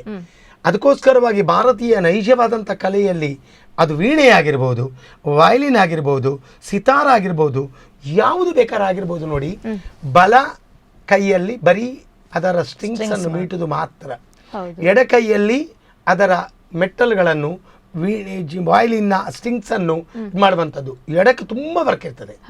ಈ ಎಡದಿಂದ ಮಾಡಿದಂಥದ್ದು ನೋಡಿ, ಋಷಿಮುನಿಗಳ ಕಾಲದಲ್ಲಿ ಇದು ಬಂದದ್ದು. ಆ ಎಡದಲ್ಲಿ ಏನು ಮಾಡ್ತದ, ಬಲ ಮೆಮರಿ ಪಕ್ವಾಗ್ತದೆ. ಅದೇ ಗಮನಿಸ್ಕೊಳ್ಳಿ, ಡಾನ್ಸ್ ನಾವು ಎಷ್ಟು ಬಲದಲ್ಲಿ ವರ್ಕ್ ಮಾಡ್ತೇವ ಅಷ್ಟೇ ಎಡದಲ್ಲಿ ವರ್ಕ್ ಮಾಡ್ತೇವೆ. ಎಷ್ಟು ಬಲ ಕಾಲನ್ನು ನಾವು ಹೊಡಿತೇವ ಅಷ್ಟೇ ಎಡ ಕಾಲು ಹೊಡಿತೇವೆ. ಎಷ್ಟು ಬಲ ಬದಿಗೆ ನಾವು ಹಾರ್ತೇವ ಅಷ್ಟೇ ಎಡ ಬದಿಗೆ ಹಾರ್ತೇವೆ. ಆದ ಕಾರಣ ನಾನು ಧೈರ್ಯವಾಗಿ ಹೇಳಬಲ್ಲೆ ಮೇಡಮ್, ನಮಗೆ ಪಕ್ಷಪಾತ ರೋಗ ಬರುವುದಿಲ್ಲ, ಎರಡು ಮೆಮರಿಗಳು ಬಲ.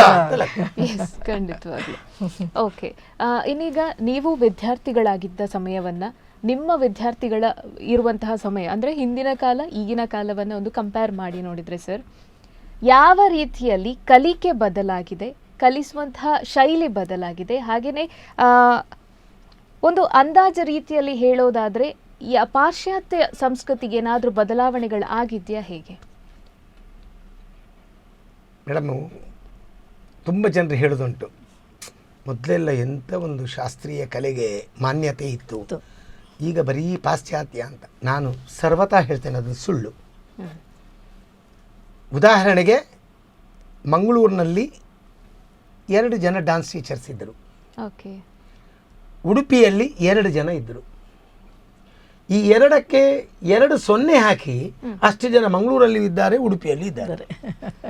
ಹಾಗಾದರೆ ಶಾಸ್ತ್ರೀಯ ಕಲೆ ಕಮ್ಮಿ ಆಗಲಿಲ್ಲ. ಕಲಿಯುವಿಕೆಯ ಅಂಶ, ತಿಳ್ಕೊಳ್ಳುವಂಥ ಅಂಶ, ಗುರುವಿನ ಮೇಲಿರುವಂಥ ಅಗಾಧವಾದಂಥ ಭಕ್ತಿ, ಇದೆಲ್ಲ ಕಮ್ಮಿಯಾಗಿದೆ. ಯಾಕಂದರೆ ಈಗಿನ ಏನಾಗಿದೆ ಅಂತ ಹೇಳಿದರೆ, ಸಣ್ಣ ಉದಾಹರಣೆ ಕೊಡ್ತೇನೆ. ನಾನೊಬ್ಬ ಟೀಚರ್ ಆಗಿದ್ದವ, ಸಬ್ಜೆಕ್ಟ್ ಟೀಚರ್ ಆಗಿದ್ದವ. ನಾನು ಸಬ್ಜೆಕ್ಟ್ ಟೀಚರ್ ಆಗಿದ್ದಾಗ ನಾನು ಡಾನ್ಸಿಗೂ ಅಷ್ಟೇ ಮರ್ಯಾದೆ ಕೊಡ್ತಾ ಇದ್ದೆ, ವಿದ್ಯಾರ್ಥಿಗಳು ಅದೇ ಥರದಲ್ಲಿ ನಾನು ಇದು ಮಾಡ್ತಾ ಇದ್ದೆ. ನಮ್ಮ ಶಾಲೆಯಲ್ಲಿದ್ದಂಥ ವಿಜ್ಞಾನದ ಟೀಚರ್ ಹೇಳ್ತಾರೆ, ಮಾಸ್ಟ್ರೇ ಆ ಮಕ್ಕಳನ್ನೆಲ್ಲ ಡಾನ್ಸಿಗೆಲ್ಲ ಕರ್ಕೊಂಡು ಹೋಗಬೇಡಿ, ಆ ಮಗು ಇವತ್ತು ಏನು ಉತ್ತರ ಹೇಳಿಲ್ಲ, ಅವಳ ಹತ್ರ 10 ಸಲ ಒಂದು ಪೇಜನ್ನು ಬರೀಲಿಕ್ಕೆ ಹೇಳಿದ್ದೇನೆ ನಾನು ಅಂತ ಹೇಳ್ತಾರೆ. ಸೈನ್ಸ್ ಟೀಚರು ಸೈನ್ಸನ್ನು ಮಾತ್ರ, ಮ್ಯಾಥ್ಸ್ ಟೀಚರ್ ಮ್ಯಾಥ್ಸನ್ನು ಮಾತ್ರ, ಬಾವಿಯೊಳಗಿದ್ದ ಕಪ್ಪೆಗಳಾಗೆ. ಸಮಾಜ ಟೀಚರ್ ಸಮಾಜ ಮಾತ್ರ. ನಾವು ಹಾಗಲ್ಲ, ನೀನು ಕಲಿಯುವಿಕೆಯಲ್ಲಿ ಅಕಾಡೆಮಿಕಲ್ಲಿಯೂ ಒಳ್ಳೆ ಮಾರ್ಕ್ ತೆಗಿ, ಇಲ್ಲಿಯೂ ಮಾರ್ಕ್ ತೆಗಿ. ಆಗ ಇದೆರಡು ಸಮತೋಲನವಾದಾಗ ನೀನು ಒಂದು ಯೋಗ್ಯ ವಿದ್ಯಾರ್ಥಿ ಆಗ್ತಿ ಅಂತ ಹೇಳ್ತೀವಿ ನಾವು. ನಿಜವಾಗಿ ಈಗ ಪಾಪ ವಿದ್ಯಾರ್ಥಿಗಳನ್ನು ನಾನು ಪೂರ್ತಿ ದೂರುವುದಿಲ್ಲ. ಅವರ ಏನುಂಟು, ಅವರ ಸುತ್ತಲಿರುವಂಥ ಒಂದು ಏನುಂಟು ಅನುಭವಗಳು, ಅವರ ಪೇರೆಂಟ್ಸ್ ಆಗಿರ್ಬೋದು, ಸ್ಕೂಲ್ನ ಟೀಚರ್ ಆಗಿರ್ಬೋದು, ಈ ರ್ಯಾಂಕ್ ಉದಾಹರಣೆಗೆ ನೀವು ಗಮನಿಸ್ಕೊಳ್ಳಿ. ನಾನು ಮೊನ್ನೆ ಯಾವುದೋ ಒಂದು ದಾರಿಯಲ್ಲಿ ಬರ್ತಾ ಇದ್ದೇನೆ, LKGಯಲ್ಲಿ ಫಸ್ಟ್ UKGಯಲ್ಲಿ ಫಸ್ಟ್ ಅಂತ ದೊಡ್ಡದೊಂದು ಫ್ಲೆಕ್ಸಲ್ಲಿ ಫೋಟೋ ಉಂಟು. ನಾನು ಆವಾಗಲೇ ನೋಡಿದೆ, ಈ ಮಗುವಿಗೆ ಸ್ಪರ್ಧಾತ್ಮಕವಾಗಿರುವಂಥ ಇಂಥ ಕೆಟ್ಟ ಬುದ್ಧಿಯನ್ನು ಟೀಚರ್ಸೇ ತೋರಿಸ್ತಾರಲ್ಲ ಸ್ಕೂಲ್ನಲ್ಲಿ. ಯಾಕಂದರೆ ಅವರಿಗೆ ಏನಾಗಬೇಕು, ಅಡ್ಮಿಷನ್ ಆಗಬೇಕು. ಹೌದು ಹೌದು. ಆ ಫೋಟೋ ಹಾಕಿದ ಕೂಡಲೇ ಇಲ್ಲಿ ದಾರಿಯಲ್ಲಿ ಕೈಯಲ್ಲಿ ಕರ್ಕೊಂಡು ಹೋಗ್ತಿದ್ದದ್ದು ಬೇರೆ ಶಾಲೆಗೆ ಹೋಗ್ತಿದ್ದಂಥ ಟೀಚರು ಒಂದು ಸಲಕ್ಕೆ ನಿಂತು ಫ್ಲೆಕ್ಸಲ್ಲಿ ಫೋಟೋ ಬರೋದಾರೆ, ಆ ಶಾಲೆ ಯಾಕೆ, ಈ ಶಾಲೆ ಒಳ್ಳೆಯದು ಅಂತೇಳಿ ಈ ಶಾಲೆಗೆ ಹೋಗಿಸ್ತಾರೆ. ನೋಡಿ, ಅವರಿಗೆ ಮಾನದಂಡ ಬಗ್ಗೆ ಒಂದು ರೀತಿಯಾದ ಬಿಸ್ನೆಸ್ ಅದು. ಹೌದು. ಈ ನೆಲೆಯಿಂದಾಗಿ ಸಮಸ್ಯೆ ಏನಾಗಿದೆ ಅಂದರೆ, ವಿದ್ಯಾರ್ಥಿಗಳ ಗುಣಮಟ್ಟದ ಆ ಕಲಿಯುವಿಕೆಯ ಅಂಶ ಕಡಿಮೆ ಆಗ್ತಾ ಹೋಗುವುದು. ಯಾಕೆ ಅಂತ ಹೇಳಿದರೆ, ಸುತ್ತಲಿರುವಂತಹ ಅವರ ಪ್ರಪಂಚ ಅವರಿಗೆ ತುಂಬ ಒತ್ತಡ ಇರ್ತದೆ. ನಾಳೆ ಹೇಳ್ತದೆ, ನೀನು ಡಾನ್ಸ್ ಡಾನ್ಸ್ ಡಾನ್ಸ್ ಅಂತ ಹೇಳ್ತಾ ಇದೆಯಲ್ಲ, ನೀನು ನೋಡು ಕಾಲು ಮುರಿದಾಗ್ತೇನೆ. ಕಾಲು ಮುರಿದ್ರೆ ಆ ಮಗು ಹೇಗೆ ಡಾನ್ಸ್ ಕ್ಲಾಸಿಗೆ ಬರೋದು? ನಾವು ಹೇಳೋದುಂಟು, ತಂದೆ ಆದವ ತಾಯಿ ಆದವ ಹೇಳೋದು, ನೀನು ಹೇಗೆ ಅಂತ. ಉದಾಹರಣೆಗೆ ನಾನೊಂದು ಬಾಡಿಗೆ ಮನೆಯಲ್ಲಿದ್ದೆ ಮೇಡಮ್ ಮೊದಲು. ಅದರ ಮೇಲಿರುವಂಥ ಒಂದು ಮನೆಯಲ್ಲಿ ಆ ಮಗು 98 99 ತೆಗೆಯೋದು. ಒಂದು ಸಲ ಮಗುವಿಗೆ ಏನೋ ಗೊತ್ತಿಲ್ಲ, ಅಥವಾ ನಾವು ಹೇಳ್ತೀವಿ, ನಾನೇ ಈಗ ಉದಾಹರಣೆಗೆ ಮೇಡಮ್, ನಾವು ಕೆಲವು ಸಲ ಎಂಥದ್ದು ಪೇಪರ್ ವ್ಯಾಲ್ಯೂಯೇಷನ್ಗೆ ಹೋಗ್ತೀವಿ ನಾವು. ಆ ಪೇಪರ್ ವ್ಯಾಲ್ಯೂಯೇಷನ್ ನಮ್ಮ ಮನಸ್ಥಿತಿ, ನಾವು ಬೆಳಿಗ್ಗೆ ಒಂದು ವೇಳೆ ನಮ್ಮ ಮನೆಯಲ್ಲಿ ಏನಾದ್ರು ಜಗಳ ಮಾಡಿಕೊಂಡು ಬಂದರೆ ಆ ದಿವಸ ಪೇಪರ್ ವ್ಯಾಲ್ಯೂಯೇಷನಲ್ಲಿ ಸ್ವಲ್ಪ ಕಮ್ಮಿಯ ಮಾರ್ಕ್. ನಾವು ತುಂಬ ಉತ್ಸಾಹದಿಂದ ಬಂದಾಗ ಪೇಪರ್ ವ್ಯಾಲ್ಯೂಯೇಷನ್ ಮಾಡಿದಾಗ ಮಾರ್ಕ್ ಜಾಸ್ತಿ ಇರ್ತದೆ. ಸ್ವಲ್ಪ ಕಣ್ಣಲ್ಲಿ ಏನೋ ಸ್ವಲ್ಪ ನಿದ್ರೆಗಿದ್ರೆ ಬಂದರೆ ಧರ್ಮಕ್ಕೆ 6 ಹೋಗಿ 0 ಆಗೋದುಂಟು, 0 ಹೋಗಿ 6 ಆಗೋದುಂಟು. ಅಂಥ ಪದ್ಧತಿಗಳು ಬರ್ತದೆ, ಅನಿವಾರ್ಯ ಅದು. ಆ ಸಂದರ್ಭ ಆದಾಗ ನನ್ನ ಮನೆಯ ಮೇಲಿದ್ದಂಥ ಹುಡುಗನಿಗೆ ಯಾವುದು ನಿಮ್ಮ ಈ ಕುದುರೆಗೆ ಕೊಡುವಂಥ ಬೆತ್ತದಲ್ಲಿ ತಂದೆ ಆದಮ ಕೊಟ್ಟು, ಆ ಮಗು ಎಷ್ಟು ನಾನು ಕಡೆಗೆ ಕರೆದು ಕೇಳಿದೆ ಆ ಹುಡುಗನ ಹತ್ರ, ಅರ್ಧ ಮಾರ್ಕ್ ಕಡಿಮೆ ಬಂದದ, ಅದಕ್ಕೆ ಅಪ್ಪ ಇಷ್ಟು ಹೊಡೆದ್ರು ಅಂತ ಹೇಳಿದರು. ಈ ಒತ್ತಡಗಳು ನೋಡಿ ಪೇರೆಂಟ್ಸ್. ಹೌದು. ನಾವು ಹೇಳೋದು, ನಾವು ಪೇರೆಂಟ್ಸಿಗೆ ನಾವು ವಿದ್ಯಾರ್ಥಿಗಳಿಗೆ ಪಾಠ ಮಾಡೋದಕ್ಕಿಂತ ಮುಂಚೆ ಆ ಪೇರೆಂಟ್ಸನ್ನು ಕರೆದು ಪಾಠ ಮಾಡಬೇಕು. ಈ ಪೇರೆಂಟ್ಸಿಂದಾಗಿ ವೈಜ್ಞಾನಿಕವಾಗಿರುವಂಥ ಪ್ರಪಂಚದ ದೃಷ್ಟಿಕೋನವೇ ಬೇರೆ ಇರಲಿ, ಸಾಂಸ್ಕೃತಿಕವಾಗಿರುವಂಥ ಒತ್ತಡಗಳು ಕಡಿಮೆ ಆಗ್ತದೆ. ಇದು ನಾನು ಒಂದೇ ಒಂದು ಸ್ಕೂಲಲ್ಲಿ ನೋಡಿದ, ಆಳ್ವಾಸಲ್ಲಿ ಮಾತ್ರ. ಆ ಮಗು ಮುಂಚಿನ ದಿವಸ 12 ಗಂಟೆ ರಾತ್ರಿ 2 ಗಂಟೆ ರಾತ್ರಿಗೆ ಬಂದು ಆ ಮಗು ಮೇಕಪ್ ತೆಗೆದು ಮಲಗಿದ್ರು, ಮರು ದಿವಸ ಆ ಮಗು ಇಂಟರ್ನಲ್ ಎಕ್ಸಾಮಿಗೆ ಹೋಗಿ ಒಳ್ಳೆ ಮಾರ್ಕನ್ನು ಪಡೀತದೆ. ಅದು ಎಲ್ಲ ಮಕ್ಕಳು ಹುಷಾರಿರ್ತಾರೆ ಮೇಡಮ್, ಖಂಡಿತವಾಗಿ ಹುಷಾರಿರ್ತಾರೆ. ನಮ್ಮ ದೃಷ್ಟಿಕೋನಗುಣವಾಗಿ ಮಗುವನ್ನು ನಾವು ಒತ್ತಡದಿಂದ ಹೋಗದೇ ಕಟ್ಟಿದ್ರೆ ಸಮಸ್ಯೆ ಆಗ್ತದೆ. ಇದು ನಮ್ಗೆ ಮೊದಲು ಹಾಗಿರ್ಲಿಲ್ಲ. ನೀನು ಪಾಠಕ್ಕೆ ಹೋಗಿದ ರೀತಿಯಲ್ಲಿ ನೀನು ಸಾಂಸ್ಕೃತಿಕವನ್ನು ಕಲಿ ಅಂತ ಹೇಳ್ತಾ ಇದ್ರು. ಪುರಾಣ ಕಥೆಗಳನ್ನು ನಾವು ಓದ್ತಾ ಇದ್ದೆವು. ಈಗ ಯಾರಿಗೆ ಗೊತ್ತಿದೆ? ಅಪ್ಪ ಅಮ್ಮನಿಗೆ ಗೊತ್ತಿಲ್ಲ, ಧಾರಾವಾಹಿಯಲ್ಲಿ ಬಿಸಿ ಇರ್ತಾರೆ ಅವರು. ಆ ಮಗು ಎಲ್ಲರೂ ಧಾರಾವಾಹಿ ನೋಡ್ಲಿಕ್ಕೆ ಹೋದ್ರೆ ಬಂದ್ ಮಾಡಿ ಬಾಗ್ಲ ಹಾಕಿ ಒಳಗೆ ಹೋದು, ಇವರು ಸಂತೋಷದಲ್ಲಿ ಧಾರಾವಾಹಿ ನೋಡ್ತೇವೆ. ಅವರ ಅಪ್ಪ ಅಮ್ಮನ ಅವರು ಇದ್ದಾರೆ, ಇಲ್ಲದ್ರೆ 6 3 ಏನೋ ಸ್ವಲ್ಪ ಕಲಿತು ಮಗುವಿಗೆ ಹೇಳುವುದಿಲ್ಲ. ರಾಮಾಯಣ ಕೇಳಿದ ಮೇಲೆ ರಾಮನಿಗೆ ಸೀತೆಯೇ ಆಗಬೇಕು ಹೇಳುವಂಥ ಸ್ಥಿತಿ ಈಗ ಆಗಿದೆ. ಇಂಥ ಪರಿಸ್ಥಿತಿಯಲ್ಲಿ ನಾವು ವಿದ್ಯಾರ್ಥಿಗಳನ್ನು ದೂರಬಾರ್ದು. ಶುರು ಪೇರೆಂಟ್ಸಿಗೆ ಸರಿಯಾದಂತಹ ಮನವರಿಕೆಯ ಪಾಠ ಆಗಬೇಕು. ಆವಾಗಲೇ ಮಕ್ಕಳು ಬೆಳವಣಿಗೆಗೆ ಬರ್ತಾರೆ. ಇದು ನನ್ನ ಸ್ವಂತ ಕಲ್ಪನೆ. ಆಲ್ರೈಟ್ ಮ್ಯಾಮ್, ನಿಮ್ಮನ್ನು ಕೇಳೋದಾದರೆ, ಇವಾಗ ನೀವು ವಿದ್ಯಾರ್ಥಿನಿಯಾಗಿ ಭರತನಾಟ್ಯ ಶಾಸ್ತ್ರವನ್ನು ಕಲ್ತಿದ್ದೀರಿ. ನೀವು ಹಲವಾರು ವಿದ್ಯಾರ್ಥಿನಿಗಳಿಗೆ ತರಬೇತಿಯನ್ನು ಕೊಡ್ತಾ ಇದ್ದೀರಿ. ಆವಾಗಿನ ಕಾಲಕ್ಕೂ ಈಗಿನ ಕಾಲಕ್ಕೂ ಏನು ಬದಲಾವಣೆ ಇದೆ? ನಾನು ಕಲಿಯುವಾಗ ನನ್ನ ತಂದೆ ಹಾಡ್ತಿದ್ರಲ್ಲ, ಆಗ ಮಂಗಳೂರಲ್ಲಿ ಬೆರಳೆಣಿಕೆಯ ಗುರುಗಳು ಮಾತ್ರ ಇದ್ದದ್ದು. ಹೌದು. ಮತ್ತು ನಮಗೆ ಕಾರ್ಯಕ್ರಮ ಸಾಗೆ ಹೊರಗಿನಿಂದ ನೋಡಲಿಕ್ಕಿರೋದು ಕಮ್ಮಿ. ಈಗ ಪದ್ಮ ಸುಬ್ರಹ್ಮಣ್ಯಂ ಹಾಗೆ ಅಂತ ಒಂದು ಅಪರೂಪದ ಒಂದು ಯಾವ ವರ್ಷಕ್ಕೆ ಒಂದು ಸಲ ಒಂದು ಪ್ರೋಗ್ರಾಮ್ ಅಂಥದ್ದು ಮಾತ್ರ ಅಲ್ಲದೆ, ನಮ್ಮ ಮನೆಯಲ್ಲಿ ಬೆಳಗಿಂದ ಸಂಜೆವರೆಗೆ ಆದಿತ್ಯವಾರ ಭಾನುವಾರ ಆದರೆ ಮೃದಂಗದವರು ಇವರು ಎಲ್ಲರೂ ಸಹ ಬಂದು ಒಂದು ಕಾರ್ಯಕ್ರಮದ ಹಾಗೆ ನಿರಂತರ ಅಭ್ಯಾಸ. ಆಗ ನಾವು ನಮ್ಮಷ್ಟಕ್ಕೆ ನಾವು ಬೆಳಿತೇವೆ. ಯಾರು ಡ್ಯಾನ್ಸಲ್ಲಿ ಅಥವಾ ಇದರಲ್ಲಿ ಇಂಟ್ರೆಸ್ಟ್ ಇಲ್ಲದವರು ಕೂಡ ಇದರಲ್ಲಿ ಮೇಲೆ ಹೀಗೆ ಬಾಲ್ದಿ ಇಟ್ಕೊಂಡ ಇಟ್ಕೊಂಡ ಅಂತ ಮಾಡ್ತಾಯಿದ್ರು. ಆ ಒಂದು ವಾತಾವರಣ ನಮಗೆ ಸೃಷ್ಟಿಯಾಗಿದೆ. ಹಾಗೆ ಮಕ್ಕಳು ತನ್ನಿಂತಾನೇ ನೆರೆಕರೆಯವರು ಸಹ ಹಾಗೆ ಬೆಳೀತಾರೆ. ಅದು ಅಂದರೆ ಮೊದಲು ರಮೇಶ್ ಮಾಸ್ಟ್ರು ಅಂತ ಇದ್ದರು, ಮೃದಂಗ TR ಕೃಷ್ಣನ್ ಇದ್ದರು, ನನ್ನ ತಂದೆಯವರು ಹಾಡೋದು, ಮೋಹನ್ ಕುಮಾರ್ ಇವರೆಲ್ಲ ವಸುಂಧರಾ ದೊರೆಸ್ವಾಮಿ ಅವರ ರಿಹರ್ಸಲೆಲ್ಲ ನಮ್ಮ ಮನೆಯಲ್ಲೇ ಆಗ್ತಾಯಿತ್ತು. ಆಗುವಾಗ ಏನು ಡಾನ್ಸ್ ಸಂಗೀತ ಗೊತ್ತಿಲ್ಲದ ನೇಬರ್ ಇದ್ದಲ್ಲ, ಅವರು ಕಿಟಕಿಯಲ್ಲಿ ಬಂದು ಒಂದು ಇದನ್ನು ಕೇಳಿ ಸಂತೋಷ ಪಡಿತಾ ಇದ್ರು. ಅಂದರೆ ಹೀಗೆ ಕಲೆ ಹೀಗೆ ಬೆಳೀತದೆ. ಆಗ ಅಪರೂಪದಲ್ಲಿ ಪದ್ಮ ಸುಬ್ರಹ್ಮಣ್ಯ ಕಾರ್ಯಕ್ರಮ ಯಾವಾಗ ಒಂದು ಸಲ ಇರೋದು. ಆವಾಗ ನಾವೆಲ್ಲರೂ ಸಹ ಒಂದು ಎಲ್ರಿಗೆ ಹೇಳಿ ನೀನು ಬಾ ಅಂತ ಹೇಳಿ. ಈಗ ಕಾರ್ಯಕ್ರಮಗಳು ನಿರಂತರ ಬೆಳೀತಾರೆ. ಮತ್ತು ಈಗಿನ ಟೀಚರ್ಸಿಗೆ ಇಷ್ಟಿಷ್ಟು ಸ್ಟೂಡೆಂಟ್ಸ್ ಇದ್ದಾರೆ, ಎಲ್ರಿಗೂ ಒಂದು 100 ಸ್ಟೂಡೆಂಟ್ಸ್ ಇದ್ದಾರೆ, ಆಗ ಬೆರಳೆಣಿಕೆಯ ಸ್ಟೂಡೆಂಟ್. ಹೌದು. ಹಾಗೆ ನಮಗೆ ಒಂದು ಮಾರ್ಗ ಪದ್ಧತಿಯ ಐಟಮ್ಸ್ಗಳು ಮಾತ್ರ. ಈಗ ಹೊಸತನ ಎಲ್ಲ ಬಂದು ಈಗ ಮೇಡಮ್ ಹೇಳಿದಾಗೆ ಕರೆಕ್ಟ್. ನೋಡಿ, ನಾವು ಟೀಚರ್ಸ್ಗಳು ಸ್ವಲ್ಪ ಬದಲಾವಣೆ, ಬರೀ ನಾನು ಪೇರೆಂಟ್ಸ್ ಅನ್ನೋದು ಇರುವುದಿಲ್ಲ, ಟೀಚರ್ಸ್ಗಳು ನಾವು ಬದಲಾವಣೆ ಆಗಬೇಕು. ಈಗ ಈಗ ಉದಾಹರಣೆಗೆ ನನ್ನ ಹತ್ರ ಈಗ ತುಂಬ ಸಮಯ ಪಾಠಕ್ಕೆ ಹೋದಂಥ ಮಗುವಿಗೆ ಹೊಸ ಪ್ರಪಂಚ ಏನಾದ್ರು ಬೇಕು ಅಂತ ನಾವು ಹೇಳಬೇಕು, ನೋಡಮ್ಮ ಇಂಥಲ್ಲಿ ಹೋಗಿ ಕಲಿ, ಅಂತಲ್ಲಿ ಹೋಗಿ ಕಲಿ. ಆ ಮಗುವಿಗೆ ಒಂದು ಮಾತ್ರ ಕಿವಿ ಮಾತು ಹೇಳಬೇಕು, ನೀನು ಆರಂಭದಲ್ಲಿ ಎಲ್ಲಿಂದ ಬಂದಿದ್ದೀಯಾ ಅವಲೋಕನ ಎಂಬುದು ಹಿಂದೆ ನೋಡುವಂಥ ಪದ್ಧತಿ ನಿನ್ನ ಹತ್ರ ಬೇಕು. ಈಗೇನಾಗಿದೆ, ಉದಾಹರಣೆಗೆ ನನ್ನ ಹೆಸರು ಚಂದ್ರಶೇಖರ, ಗೊತ್ತಿರ್ಬೋದು. ನನ್ನ ವಿದ್ಯಾರ್ಥಿಯೇ ಸಂಪೂರ್ಣವಾದಂಥ ಅಸ್ಥಿಭಾರವನ್ನು ನಾನು ಕಲಿಸಿ ಒಂದು ದಿನ CV ಚಂದ್ರಶೇಖರ್ ಹೇಳುವಂಥ ಒಂದು ಚೆನ್ನೈಯ ಕಲಾವಿದನ ಹತ್ರ ವರ್ಕ್ಶಾಪಿಗೆ 3 ಗಂಟೆಯೂ ಇಲ್ಲ ವರ್ಕ್ಶಾಪಿಗೆ ಹೋದಾಗ ದಪ್ಪಕ್ಷರದಲ್ಲಿ CV ಚಂದ್ರಶೇಖರರ ವಿದ್ಯಾರ್ಥಿನಿ ಅಂತ ಬಂತು. ನಾನು ಇಡೀ ಆರಂಭದಿಂದ ಒಂದು ಮಗುವನ್ನು ನೋಡಿ, ಮೇಡಮಿಗೆ ಗೊತ್ತುಂಟು, ಆ ಮಗುವನ್ನು 4 ವರ್ಷದಲ್ಲಿ ಕರ್ಕೊಂಬಂದು ಇಷ್ಟು ಕಷ್ಟಪಡ್ತೀವಿ ನಾವು. ನೋಡಿ, ಫಾರಿನ್ನಲ್ಲಿ ಹೋದರೆ KG ಕ್ಲಾಸಿನ ಮಗುವಿಗೆ ಒಂದು ಟೀಚರ್ಸಿಗೆ ಸಂಬಳ ಜಾಸ್ತಿ, ಲೆಕ್ಚರ್ಸಿಗೆ ಸಂಬಳ ಕಡಿಮೆ. ಅದೇ ವಿರುದ್ಧವಾದಂಥ ಭಾರತೀಯ ನಿಯಮ ನೋಡಿ, ಲೆಕ್ಚರ್ಸಿಗೆ ಲಕ್ಷಗಟ್ಟಲೆ ಇರ್ತದೆ, ನಮ್ಮ ಪ್ರೈಮರಿ ಸ್ಕೂಲಲ್ಲಿ ಟೀಚರ್ಸ್ಗಳಿಗೆ ಕಡಿಮೆ. ಆ 1ನೇ ಕ್ಲಾಸಿಗೆ ಬಂದಂಥ ಮಗುವಿನ ಆ ಸುಪ್ತವಾದಂಥ ವಾತಾವರಣ ಹೇಗೆ, ಇದನ್ನು ಅರಿತುಕೊಳ್ಳಿಕ್ಕೆ ಆ ಟೀಚರ್ಸ್ಗಳಿಗೆ ಬೇರೆ ಸೈಕಾಲಜಿ ಡಾಕ್ಟ್ರ್ ಬೇಡ, ಅವರೇ ಸಾಕು, ಅವರಷ್ಟು ಅರ್ಥ ಮಾಡ್ಕೊಂಡಿರ್ತಾರೆ. ಈ ನೆಲೆಯಿಂದಾಗಿ ನಾವು ಏನು ಮಾಡಬೇಕು, ನಮ್ಮ ಮಕ್ಕಳಿಗೆ ಹೇಳಬೇಕು, ಯಾವುದೇ ಗುರುಗಳನ್ನು ನೋಡಿದಾಗ ಕೈ ಮುಗಿಯುವಂಥದ್ದು. ನಿನಗೆ ಎಷ್ಟು ಜನ ಕಲಿಸಿದ್ದಾರೆ ಗುರುಗಳು ಅಂಥವರ ನೆನಪಿಟ್ಟುಕೊಳ್ಳುವಂಥ ಪದ್ಧತಿ, ಅದನ್ನು ಹೇಳಬೇಕು.